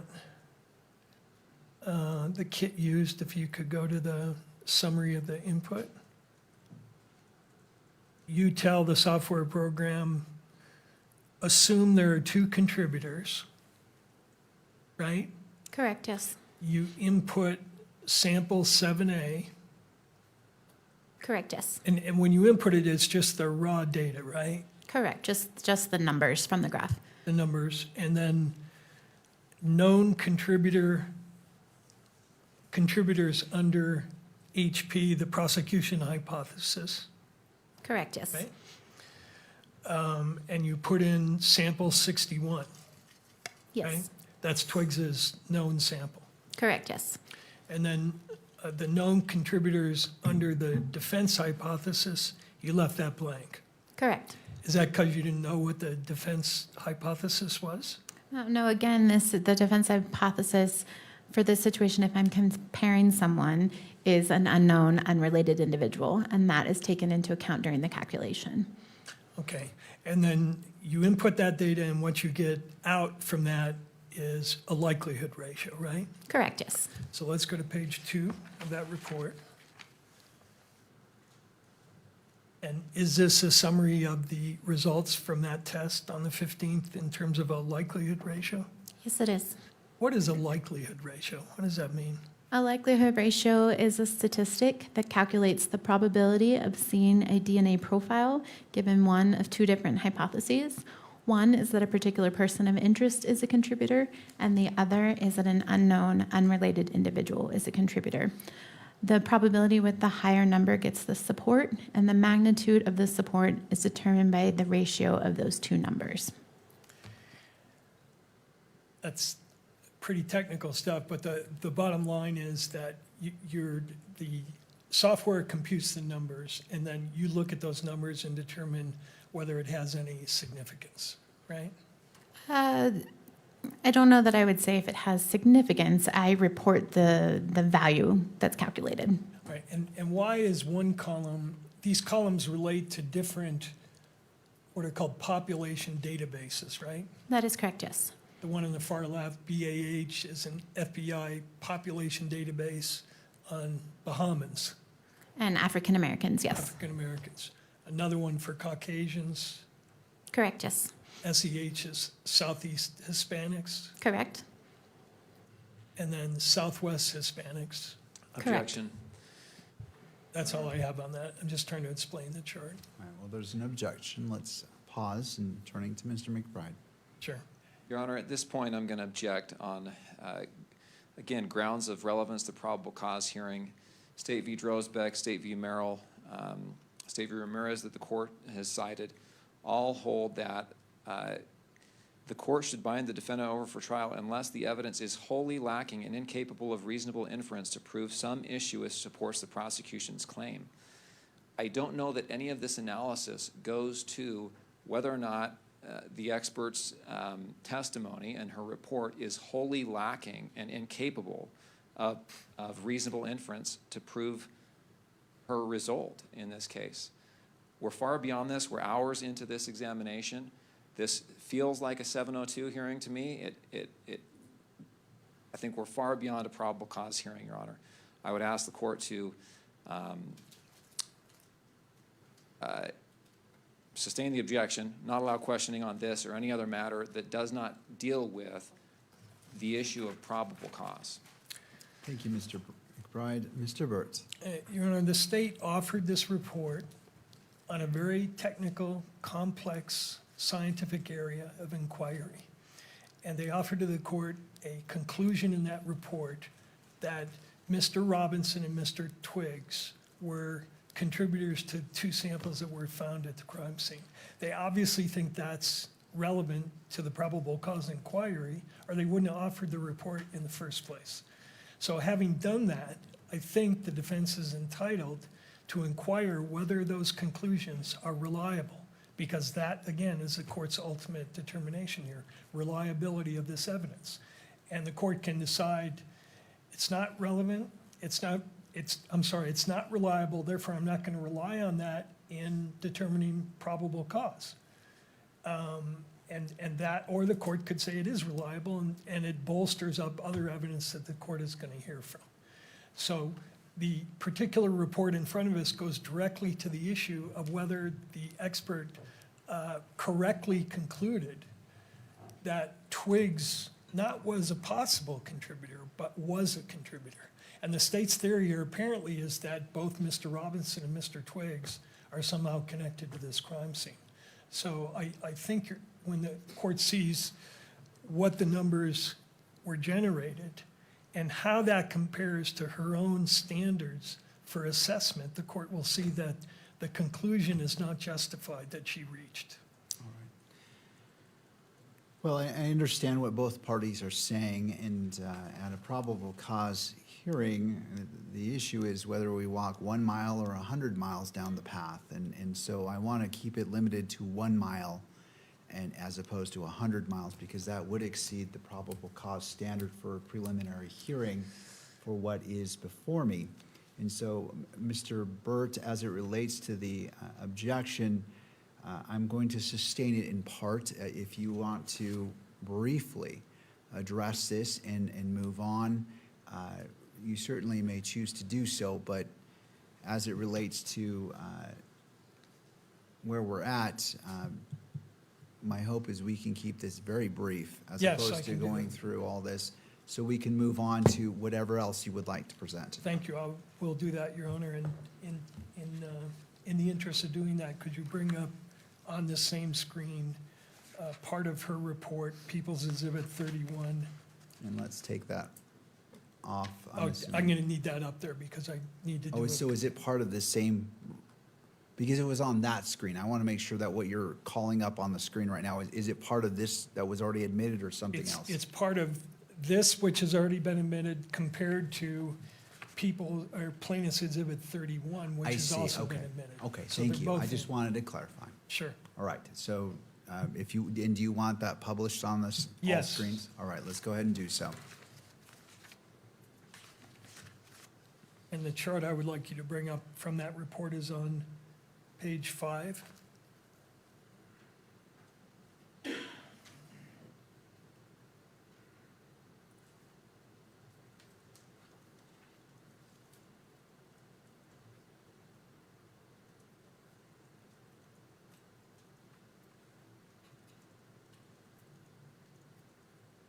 Yeah, and just highlight that.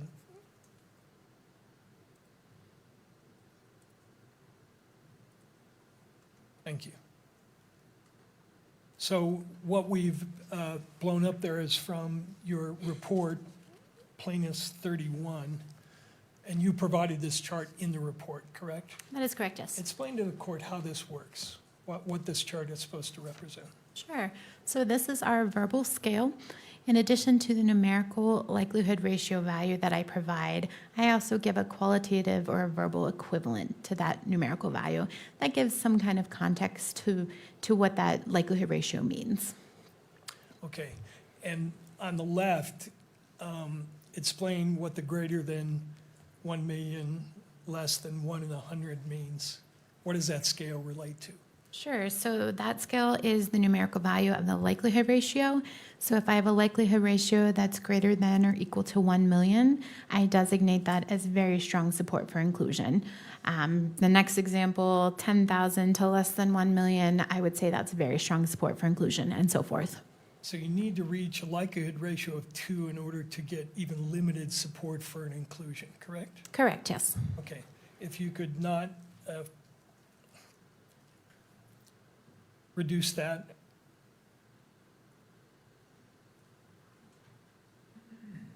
And go to page 2 of the report on the left.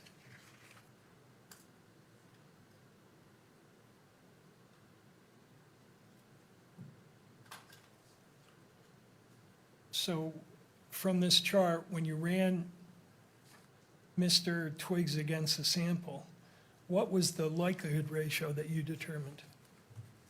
I believe this chart is not the comparison to Mr. Twiggs. That's not in the report? The chart at the bottom of the screen is not my comparison to Mr. Twiggs.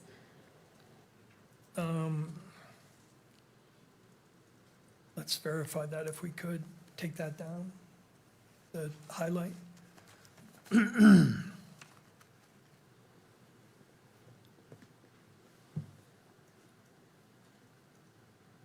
And repost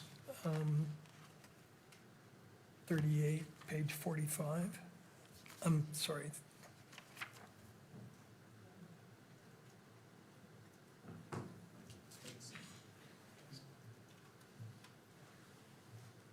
Page 39, that is in evidence. There we go, second page.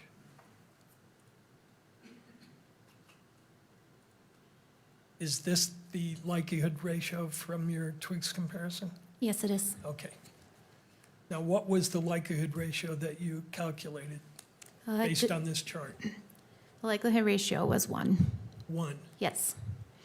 So that doesn't rise to the level of even limited inclusion, correct? Correct. It would fall under an uninformative. Uninformative, and yet you concluded that despite this STR mix reading with a likelihood ratio of 1, that Mr. Twiggs was a contributor to both item 7 and item 8, correct? I did. So actually, I didn't utilize this calculation to determine that Mr. Twiggs was a possible contributor, or that I could use him as an assumed contributor. I visually looked at the DNA sample, and the DNA, unlike that major contributor, he also had those peaks. So that was one proposition or one hypothesis that I determined that he was an assumed contributor. There are multiple different ways. We don't have a threshold. I don't have to see 2, 4, 8 peaks to determine I think an individual is present. Given that the field submitted him as an elimination, I assumed he was a contributor. When I compared him to that data, I did see his DNA present. So when I calculated the statistic for Mr. Robinson, I used Mr. Twiggs as an elimination. Let me see if I understand that. The STR mix that you relied upon to include Mr.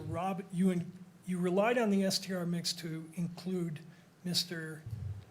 Robinson as a possible contributor, correct? Correct, yes. But when you ran Mr. Twiggs's sample through STR mix, the result you got was that he was not a contributor, correct? Or that it was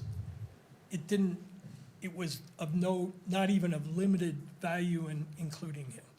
Based on the star mix run, it was uninformative, but I did use my own knowledge and training to determine that I was going to utilize him as an assumed contributor. Okay. Your own knowledge and training. Is there some standard that you use for deciding when not to rely on the star mix results and when to sort of disregard it and rely on your training and experience? I can't say that I disregarded it. When I'm comparing someone, that's my first determination. Do I think this person is potentially included or excluded? If I determine that I think they're included, I will run star mix to give weight to that inclusion. Elimination samples are different. If I'm told that an individual is submitted as an elimination sample, I can assume they're there. Visually, I'm able to look at the DNA evidence and determine, yes, I think there's enough evidence there to assume that individual, which is what I did here. Okay. At D16, Mr. Twiggs was a 912, right?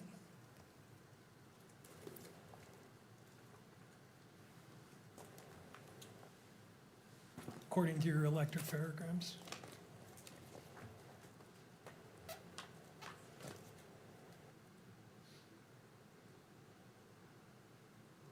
That is correct, yes. Mr. Twiggs was a 912 at D16.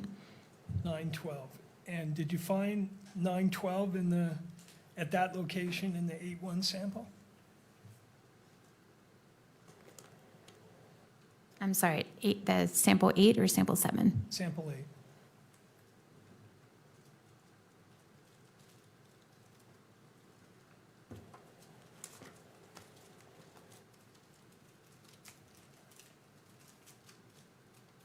The only piece of information I had for sample 8 at item D16 was a 12.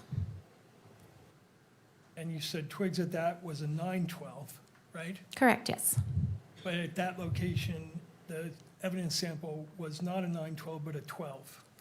That was the only piece of information that was recovered at that location. Let me ask you about your interpretation rules for excluding someone. Is this an accurate statement? This is from Butler's textbook.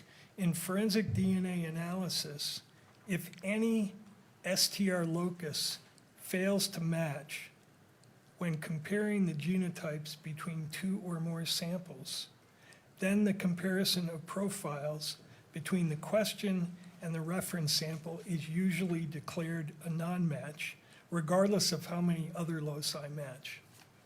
I would agree with that if it's a single source sample.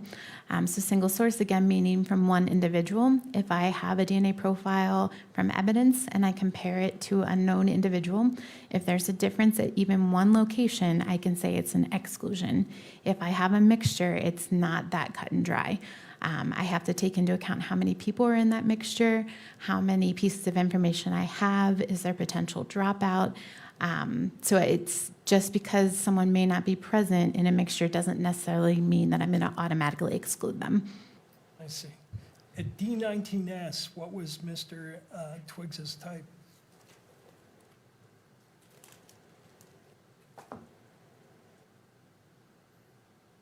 It was a 1416. Did you find a 16 allele in the 8A sample? No, I did not. Okay. At Tho, what was Mr. Twiggs's type? He was a 79.3. Did you find a 7 allele in the 8-1 sample? No, I did not. But again, this is a mixture and there is some dropout. So just because I didn't see a 7, for example, does not mean I would automatically exclude someone. It's a mixture, so there was some dropout. So did you assume that at that location that the allele that dropped out matched his allele? At that location, no, there's only one individual represented there. So when comparing an elimination, I would essentially ignore that location. I'm looking at the other locations where there was 2 individuals present. Okay. Now, a couple more topics and then we're done. When you received this,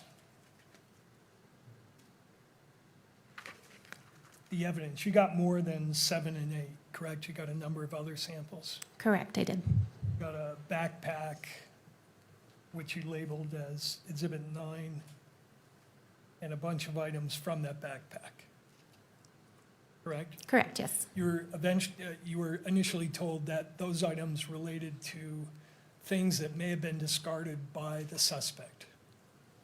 So initially, we didn't have any information. So we processed that. Those are items that are good for DNA. Not having any information from the investigators, we process them for DNA. As the investigation continues, it was determined that that backpack was potentially left behind by a bystander, and there was no comparisons needed at that time. Well, left behind by a bystander, or according to your notes at page 20, the backpack belongs to Kirk's detailees.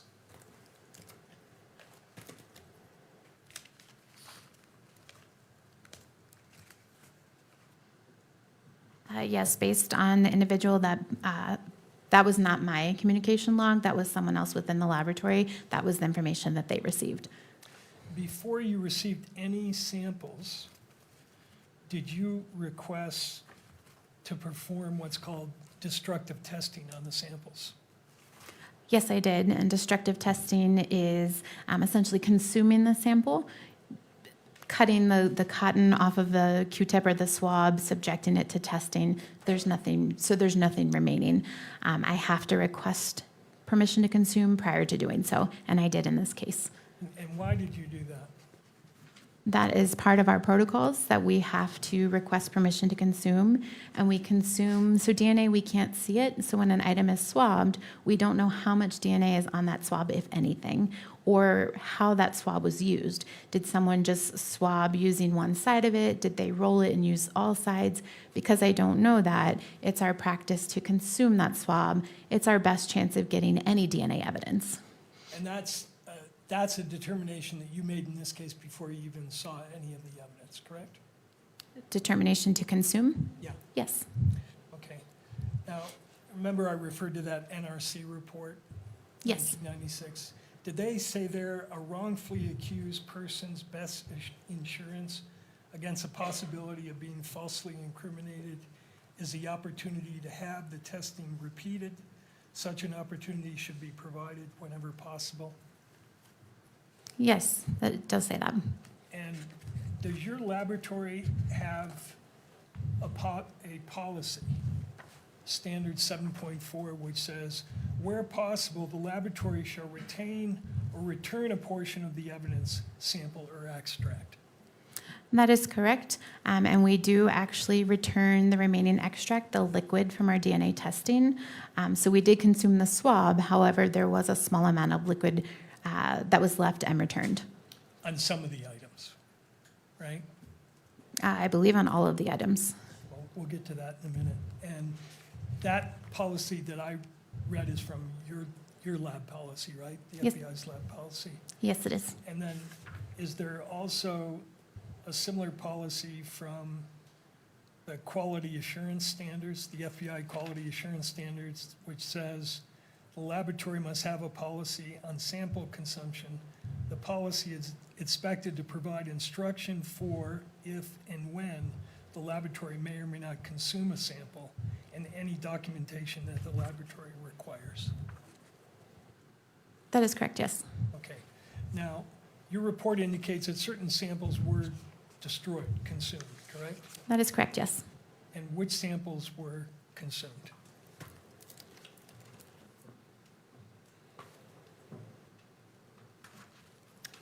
Items 1 through 6, which were swabs from possible smudge, swabs of hand swipe, swabs from possible sweat drop, swabs from possible smudge, swabs of possible smudge, and swabs from possible sweat drop. In addition to items 54 and 55, which were swabs of swiped finger areas and swabs of stairwell railing. Okay, so when you wrote in your report that those items were consumed, which of those items, and by that you mean the actual swab was consumed? Correct. So a swab is just like a Q-tip. So the cotton portion of that swab was cut off the wooden stick, placed into a tube, subjected to DNA testing. So we consider that consuming. But again, there is liquid at the end of the process that is returned to the field. And the normal procedure in terms of sample preservation would be something called sample splitting, right? You split the swab and you use half, you save half so that your testing results can be replicated and retested. So yes, however, again, I don't know how an item is swabbed. So even if I were to cut that swab in half, it could be that I'm testing the half that doesn't have any DNA and the other half may have some DNA, or the swab may have a little bit of DNA on one side and a lot on the other side. So for the best possible chance of getting a DNA profile, it is our practice to consume the entire swab. So for the first 6 items, those were swabs that were taken from the northeast corner of the Losi building, correct? Correct, yes. And you used all of the swabs, and you concluded that there was no DNA present on any of those items, correct? That is correct. So you couldn't do any comparative testing. Correct. There was nothing for me to compare to. Okay, and what did you have left after you did that in terms of the volume of extract? What was left? So it was approximately 3 microliters, so a very small portion. Very small portion, and you actually used 10 microliters to do your testing of those samples, right? That is correct, yes. So if you didn't get any results with 10, what you left over would not be sufficient to get any sort of independent testing done, correct? It could be tested. However, my expectation, if I took 10 microliters and did not get any DNA, the remaining 3 would also still not give me any DNA. Okay. And for item 55, that was 2 swabs of a stairwell, from a stairwell railing where the suspect touched the railing, right? As far as I know, they were swabs from a stairwell. And correct me if I'm wrong, but I understand from your lab notes that you took those 2 swabs and combined them into one sample and then used the whole sample, right? That is correct, yes. Okay. Before you did that, did you inquire whether the 2 swabs came from 2 different areas? For instance, maybe the suspect touched it here, but the other sample was taken somewhere else? I did not. They were both labeled as coming from the same stairwell, and they were packaged together. So our policies and procedures is that we can combine those two together. And when you do that, you create a mixture, right? I don't know that I would agree that combining the two would create a mixture. Given the item of evidence, a stairwell railing, I don't necessarily expect that one swab would have one person, the second swab would have a different second person, and combining the two of them creates a mixture. However, I don't know that for certain, but again, I don't know is DNA present, so our procedure is to combine and consume those swabs. Okay, and in this case, when you did that, what you got was a complex mixture, right? I did. I got DNA from more than 5 individuals, so I could not provide a conclusion. All right? Now,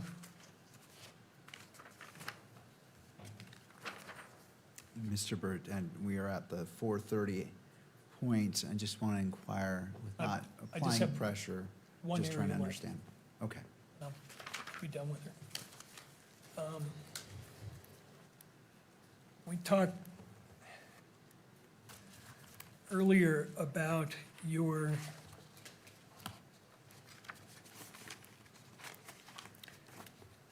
testing of the length of the DNA sequence, the length of the DNA boxcars, not the sequence of A, C, T, and G within those sequences, within those boxcars, right? Correct, yes. And is it true that there are different alleles that have the same length when you measure by SDRs, but have different sequences? Yes, that is possible. And I'd like to show you a chart that you have reviewed, I believe. This is, could you bring up 34? This is not in front of the, on the public screen, just for the witness. And is this a chart that you reviewed to, that I prepared to, and you looked at to see if I had correctly stated what alleles were found? Yes, it is. And does it, as it's presently existing, accurately state what the alleles are at each Yeah. location? Yes. Okay.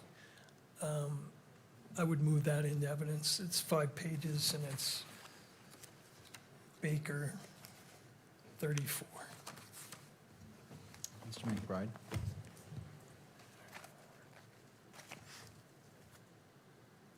Yes, I object. Unless this exhibit is reasonably likely to defeat the prima facie showing of probable cause, this is irrelevant to the preliminary hearing. Mr. Burt? Your Honor, this exhibit and the next one go directly to whether the comparisons being made between Mr. Robinson's sample and the evidence samples are usable and reliable to make a determination that he is a probable contributor. I'm not sure I'm following with what you're saying on there, right? And maybe it's just because it's late in the day. Could Yeah, you it could repeat be. that? So this chart illustrates what allele she found at each location for Mr. Twiggs and Mr. Robinson, and for the evidence samples, the 7-1A and 8-1A. The other alleles are on here as well, but we're going to focus on 7-1 and 8-1. And for instance, Your Honor, at the, you'll see that under the first reading there is for Tyler Robinson at the D3 location. He is a 17. Okay, and take that down. And then if you go down to the 7-1 towel sample, which is what the topic is of this report introduced by the state, you'll see that she found a 17 there as well, measured only by the length of the DNA strand. And what she's going to testify to is at this location and 5 or 6 others, there are alleles, all of which measure here 17, but actually contain different sequences. and that her testing that she used does not measure for those differences. And so as it relates to probable cause, that's what I want to keep coming Sure. back to. Again, if this was a trial, this may be a little bit different analysis that the trial judge applies, but as a magistrate, taking a look at this and looking at the probable cause standard, how does this comport? So it comports because it goes to the ultimate opinion expressed in the report that the state is offering, that the report offers reliable support that Mr. Robinson is a possible contributor. And we're asking the court to consider that the comparisons are only based on a limited number of length-based comparisons, and that there are sequence differences so that she cannot distinguish, and I believe she'll testify, she cannot distinguish based on the testing that she did in at least 5 separate locations, whether the evidence sample and Mr. Robinson's sample, or for that matter, Mr. Twiggs' sample, matches the sequence differences here.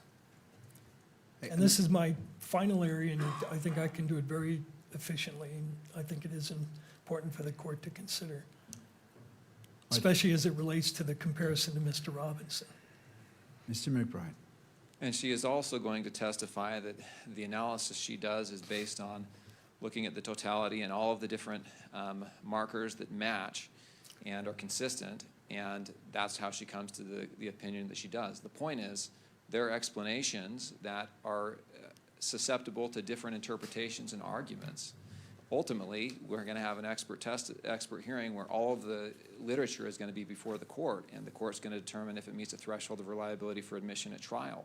But at this stage, even granting that there may be some argument that may come from defense counsel's position, the court can't weigh it. This does not go to the probable cause determination, and I don't think it's relevant. And this exhibit in particular is not relevant without the testimony of the witness, and so the exhibit should not be admitted on its face either. That's why I was trying to lay a foundation that she would, and offered a proof to the court that she would testify that in fact there are these sequence differences at the 5 or 6 locations, 6 different locations, relevant to the comparison to Mr. Robinson. And when the state says the court cannot weigh it, the court can weigh reliability. The court has ruled that. So we're simply asking the court to take into account the limited nature of these comparisons and the fact that she cannot, based on the testing that she performed, tell the court whether there are differences between, at these 5 locations. She can't match Mr. Robinson to the question samples because she didn't do sequence testing. And she'll also testify that the FBI is in the process of implementing this kind of testing. All right. Thank you to both sides. I'm going to allow the admission of this evidence, but I'm also going to set a limit of a limited number of questions. We are now at 4:40.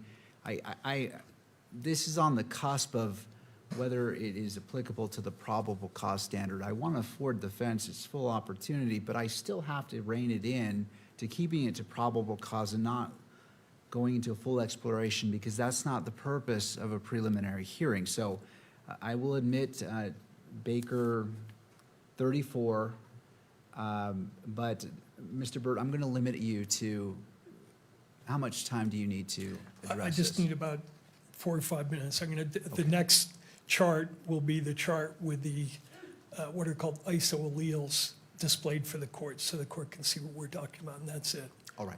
I'm just going We'll- to have her document that, in fact, I've accurately stated what the alleles are that have sequence differences. All right. So it is Mr. McBride.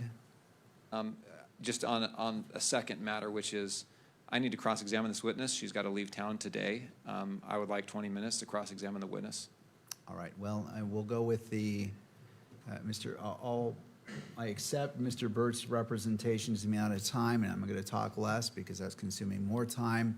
and also allow the state the appropriate time for cross-examination, given the nature of this witness having to travel. So, Mr. Burt, I'll turn to you. This has been moved into evidence. Do you want it on the screens? Actually, I don't need it on the screen, just in the interest of efficiency. Pull up the next one, please. Okay.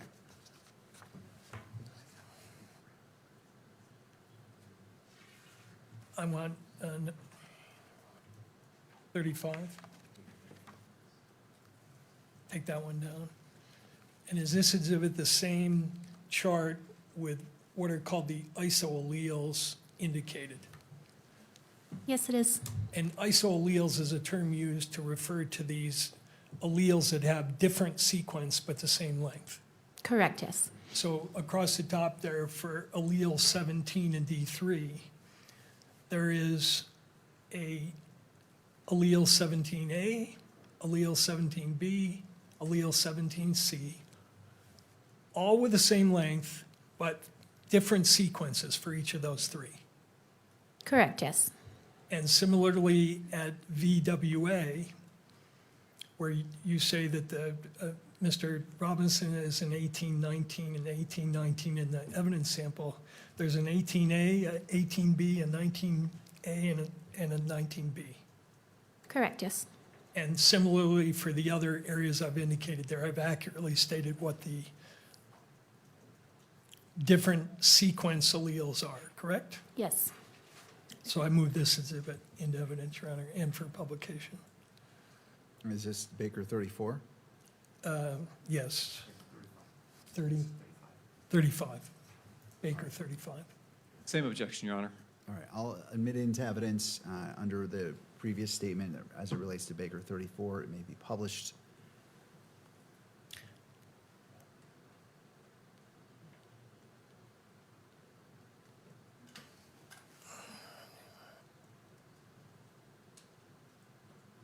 And as you look at these 5 areas, you can't distinguish the evidence samples from Mr.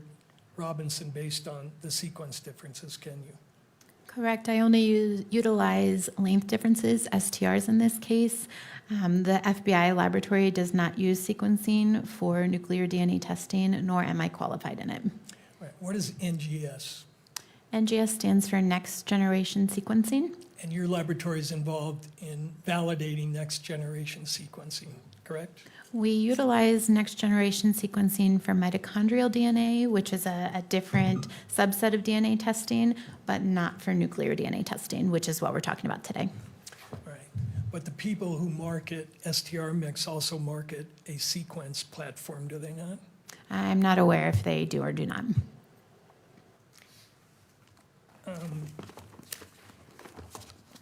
Last question, take a look at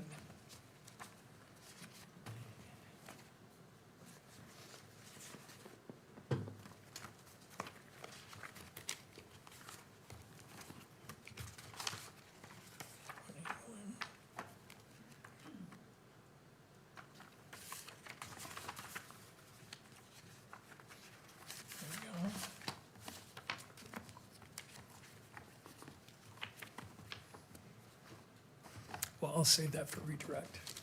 Thank you. Thank you. All right, turning to this state, Mr. McBride.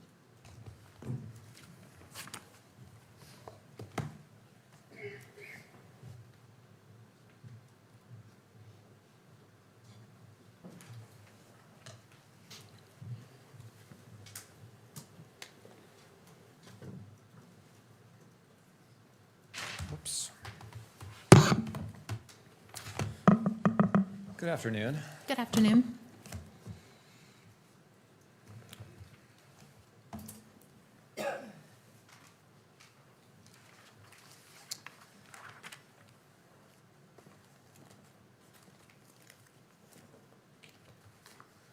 I want to start by asking you what your training and experience is. First of all, do you have any education?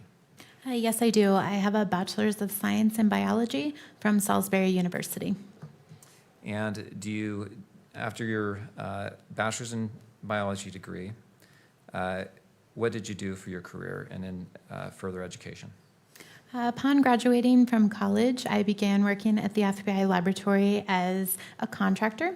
I was assigned to the Federal Convicted Offender Program, which was a program under the DNA unit.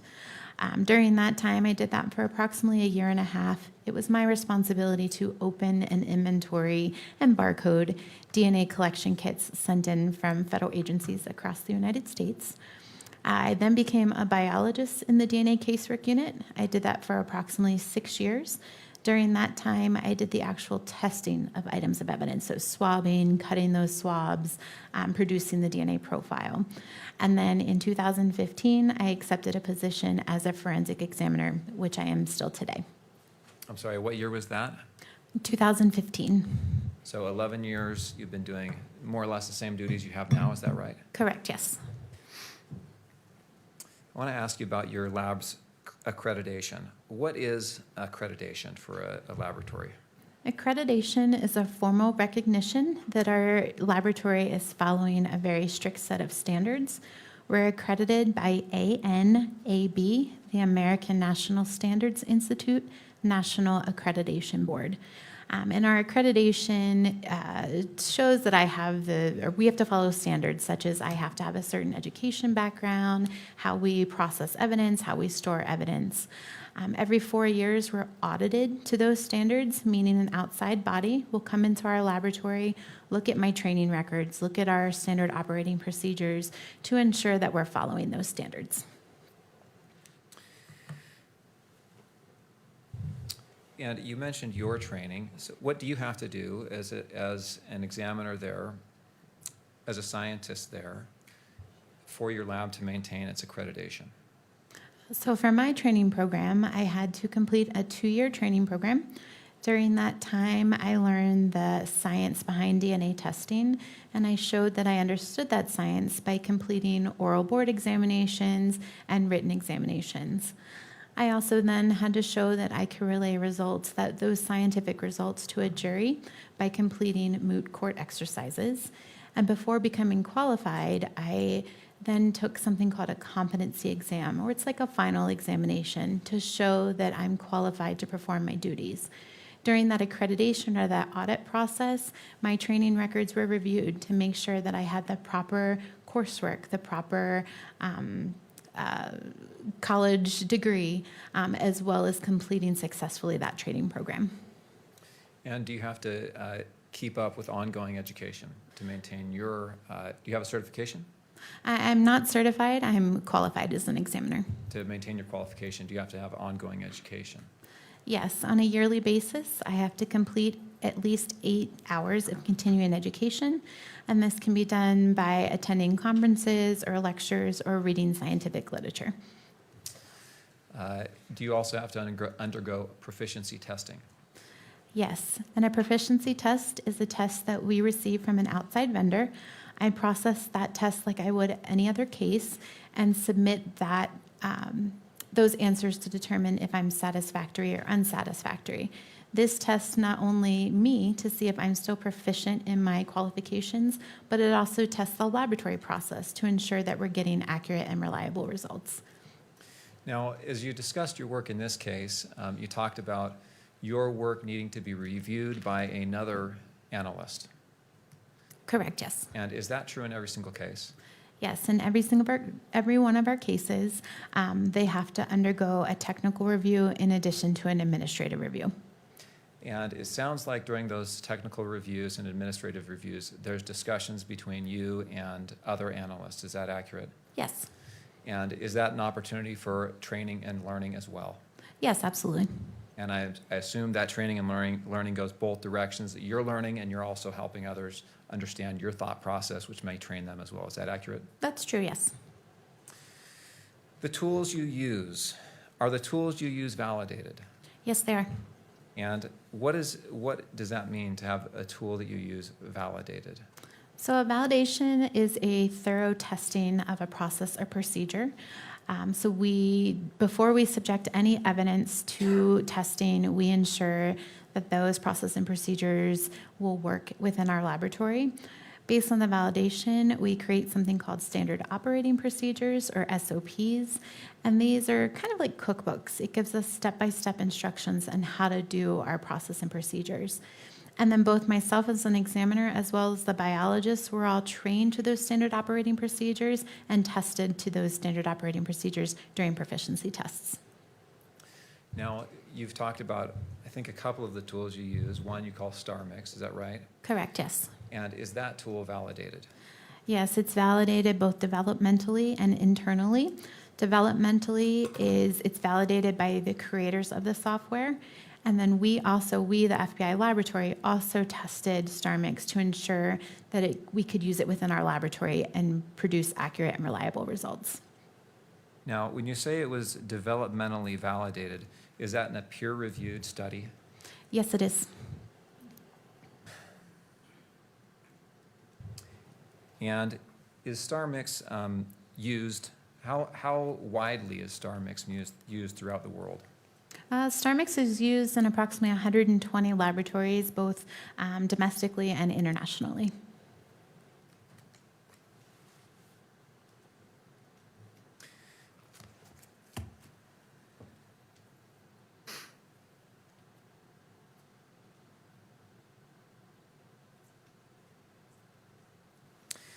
I want to go back to some of the questions that you were asked on direct examination.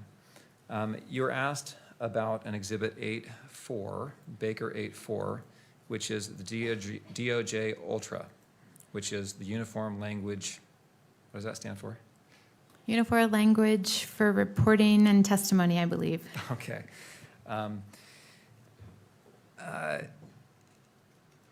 It talks about language that you should use and language that you shouldn't use as an examiner and a scientist, correct? That is correct, yes. Now, I want to ask you a little bit about what you do when you have a conclusion, like you did in Exhibit 31. Do you know, let's see,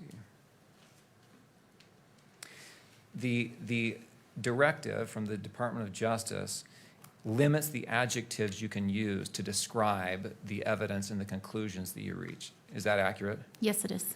And the thinking behind that is to submit the statistical number and let others decide, meaning the reader decide how they want to describe that number. Is that accurate? Yes, it is. So for example, if we can look at Exhibit 31, if you don't mind publishing that.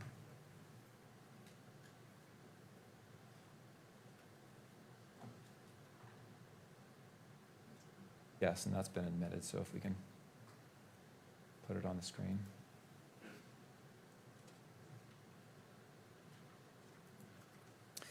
And Kimberly, if you could scroll to page 3 when that comes up.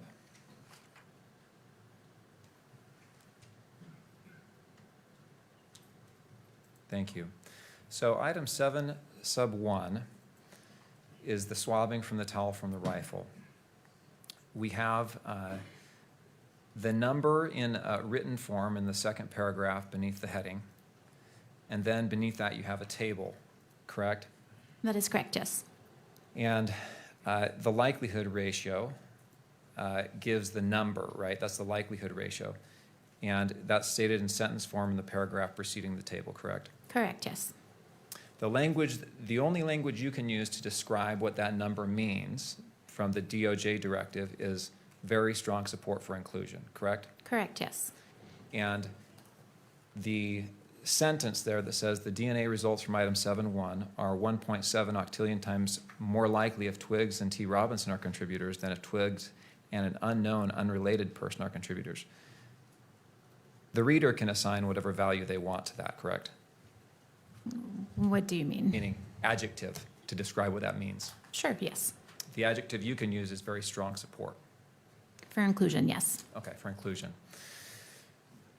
All right, if we go to 8.1, if you'll, Kimberly, if you can scroll down just to make that a little bit easier to view.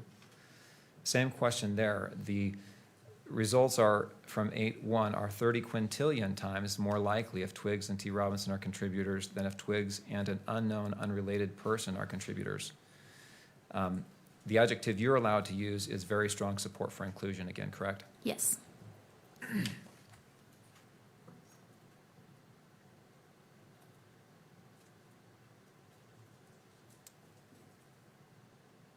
Okay, we can take that exhibit down, thank you.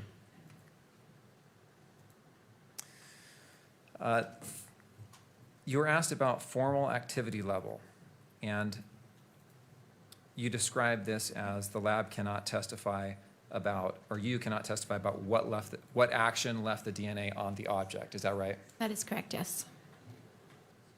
Does that mean that an individual did or did not touch? Oh, let me ask you this. How can DNA get onto an object? DNA can get on an object via direct contact, so an individual touching an object. It can also end up on an item via body fluids, such as blood, or through transfer. So if I were to touch an object, and then that object is given to someone else, my DNA could potentially be on that other individual through the transfer of DNA. And your lab can't, or you cannot testify as to what precise action left the DNA on the object, correct? Correct, I cannot. Okay. Same question about time. You can't testify about the exact time that DNA was left on an object, right? Correct. But there are some indicators that may give some information about how long and the conditions under which DNA was placed on an item, like degradation. Yes, degradation or the condition of the item. So again, if a firearm, for example, is in a river, I would expect with the water rushing over that item, I may or may not be able to detect DNA. Also, if there's an item of evidence that is exposed to the elements, something that's been left behind 10 years ago, I don't necessarily expect to recover DNA, but something that may have been left yesterday, I might be able to detect DNA. An item that has been left in the dirt or has been rubbed in the dirt, could that affect your ability to recover DNA? It could, yes. Could it also affect degradation? Yes. Can UV rays affect degradation? Yes, it can.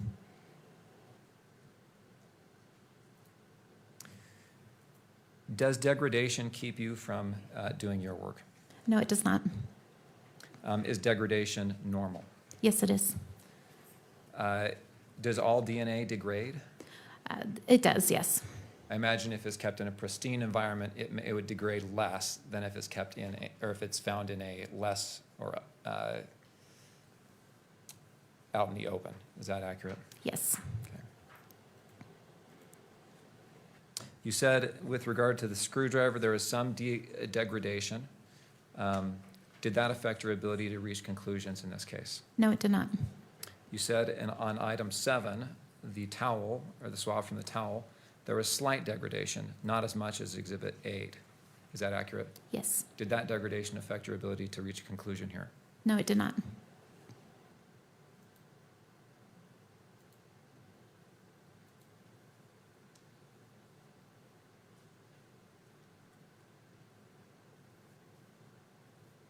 You're asked about the PCAST report. You testified that that gave guidance on different areas of forensic science. Do you know what year that report was published? I don't recall the year. Do you know if it's been within the last 5 years? No, it is not. Meaning it's older than that? Yes. Do you know if it's been the last 10 years? I think it was 2016, but I'm not entirely sure. I would say within the last 10 years. Let me ask you this. Has the science in your area, can I refer to it as probabilistic genotyping? Is that Probabilistic accurate? genotyping is the math in my area, yes. The science in your area and in your field, has it developed over the last 10 years? Yes, it has. And have there been studies that have made suggestions which have been implemented in the field? Yes.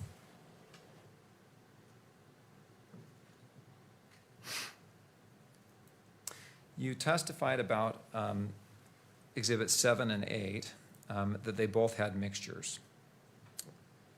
Excuse me. Yes, items 7 and 8. In your testing of these items, that they both had mixtures.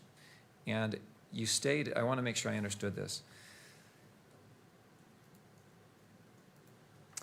you stated, I believe, that the minor contributor was less than 20%, and that it was actually 5%, and the ratio is 5% to 95%. For one of the samples, yes. Do you remember that? Yes. Does that mean the 5% was from Twiggs, and the 95%, that 95% is assumed from the Robinson? When I calculated the statistic, Twiggs's DNA profile aligned with the 5% contributor, and Mr. Robinson's DNA profile aligned better with the 95% contributor. Okay. Same question with regard to 8. I think you said the ratio was 11% from the minor and 89% from the major. Is that Twiggs being the 11% and Robinson being the 89%? Yes, Twiggs better aligned with that 11% contributor, and Mr. Robinson better aligned with that 79% contributor.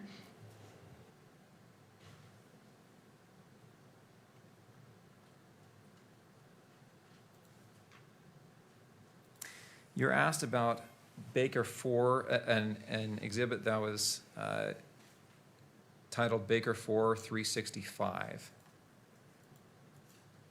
Do you remember this exhibit by chance?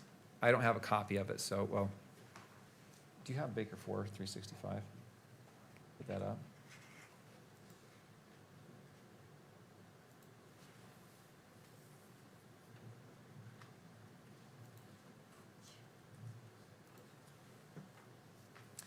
And item 7 is the towel, right? Yes, Item 8 is the screwdriver. correct, yes. Thank you.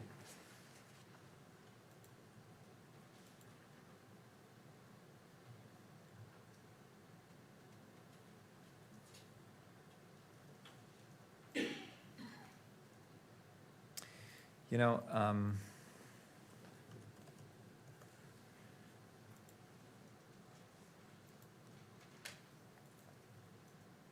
it's 5 o'clock. I'm going to wrap up. We can go ahead and take that down. I'm sorry. Thank you for helping out with that. In reaching your conclusions, did you follow the protocols of your accredited lab? Yes, I did. And based on your training and experience in following those protocols, did you in fact come to the conclusions described in Exhibit 31? Yes, I did. Thank you. Right, Mr. Burt? And how much time are you anticipating? All right. You referred on cross-examination to your training and experience, right? Yes, Do you agree with this statement in the PCAST report? Experience or judgment cannot be used to establish the scientific validity and reliability of a metrological method, such as a forensic feature comparison method. Moreover, a forensic examiner's experience from extensive casework is not informative because the right answers are not typically known in casework, and thus examiners cannot accurately know how often they erroneously declare matches and cannot readily hone their accuracy by learning from their mistakes in the course of casework. Do you agree with that statement? I don't. Okay. I think experience, they're right in the fact that we never know the true answer. However, my experience means that I've seen a lot of different DNA. I've seen a lot of validation data, so that does help me come to a conclusion. Do you agree with this statement by that same report? Good professional practices, such as the existence of professional societies, certification programs, accreditation programs, peer-reviewed articles, standardized protocols, proficiency testing, and the code of ethics cannot substitute for actual evidence of scientific validity and reliability. I don't think I agree with that either. The science has been heavily validated and tested to show that's reliable. Following protocols that are based on validation, again, shows that my results are accurate and reliable, as well as being proficiency tested. By the way, you said that that report was not authored by experts, but the head of that group was Eric Lander, who is one of the foremost experts in the area of forensic biology, is he not? That name does not ring a bell. I don't know who that individual is. You don't know who Eric Lander is? No, I do not. Okay. When did you go to school? What years? 2003 to 2007. You said that STR mix was widely used and that it's been validated. The PCAST report said the problem is it's been validated by the people selling the product, right? Developmental validation, yes. Internal validation, no. A laboratory that's going to utilize StarMix has to validate within their own laboratory. And the PCAST report said that we need validation data not by the people selling the product, but by independent scientists in order to make this reliable, right? They do, and that's exactly what happened. There was 31 laboratories that came together in response to the PCAST report and gave their validation data on how they internally validated StarMix. And then after that information came forward, the PCAST committee reviewed it, and they said PCAST was unpersuaded by those studies. While likelihood ratios are a mathematically sound concept, their application requires making a set of assumptions about DNA profiles that require empirical testing. Errors in the assumptions can lead to errors in the results. To establish validity with a range of parameters, it is thus important to undertake empirical testing with a variety of samples in the relevant range. And they specifically address the studies you're referring to, did they not? I believe they did, yes. Yeah. And then lastly, you said that STR mix is widely used, but as I understand your testimony, you didn't use it and rely upon it for your conclusion about Twiggs, right? The software told you there was no support there for including them, and you ignored it and decided otherwise, correct? I did not ignore it. Again, given the type of sample, it was an elimination sample. I compared that individual to the DNA profile that I developed and determined that I could conclude that I could utilize him as an elimination sample. You said your laboratory was accredited, correct? Yes. But you're aware that in 2004, the Inspector General did a comprehensive audit of your laboratory and published a report called the FBI DNA Laboratory Report, a review of protocol and practice vulnerabilities, which found a number of errors in the way that your lab does testing, correct? Objection. The 2004 study is hardly relevant to this proceeding 22 years later. It's relevant because he's relying on accreditation to somehow say that these results are valid. This lab was accredited when this study was done. I'll allow this single question. She may respond, so I'm overruling the objection, and then we'll continue to move forward. You're aware of that study, right? No, I'm not. Okay, thank you, that's all I have. All right. Anything further for this witness? Yes, I think there's one follow-up that needs to be asked. You were asked that, or you testified that you never know the true answer with field work, correct? Correct, yes. And that's compared to ground truth studies where you do know the true answer and you can compare the conclusions that analysts draw with the true answer, the ground truth answer that is the basis of the study. Is that right? Yes, and that is what our validation is. Your validation actually studies is a ground truth test in essence. Yes. Okay, thank you. Anything further for this witness? Thank you. May this witness be excused. Yes. All right, thank you, Ms. Baker. You may step down. Thank you. All right. Well, does either party need the benefit of the record before we go into recess? No, Judge. All right. Having both parties say no, we'll go ahead and be adjourned until tomorrow at 1 p.m. We do not have morning court for this proceeding, and we'll start up at 1 p.m. in the afternoon. Court is in recess.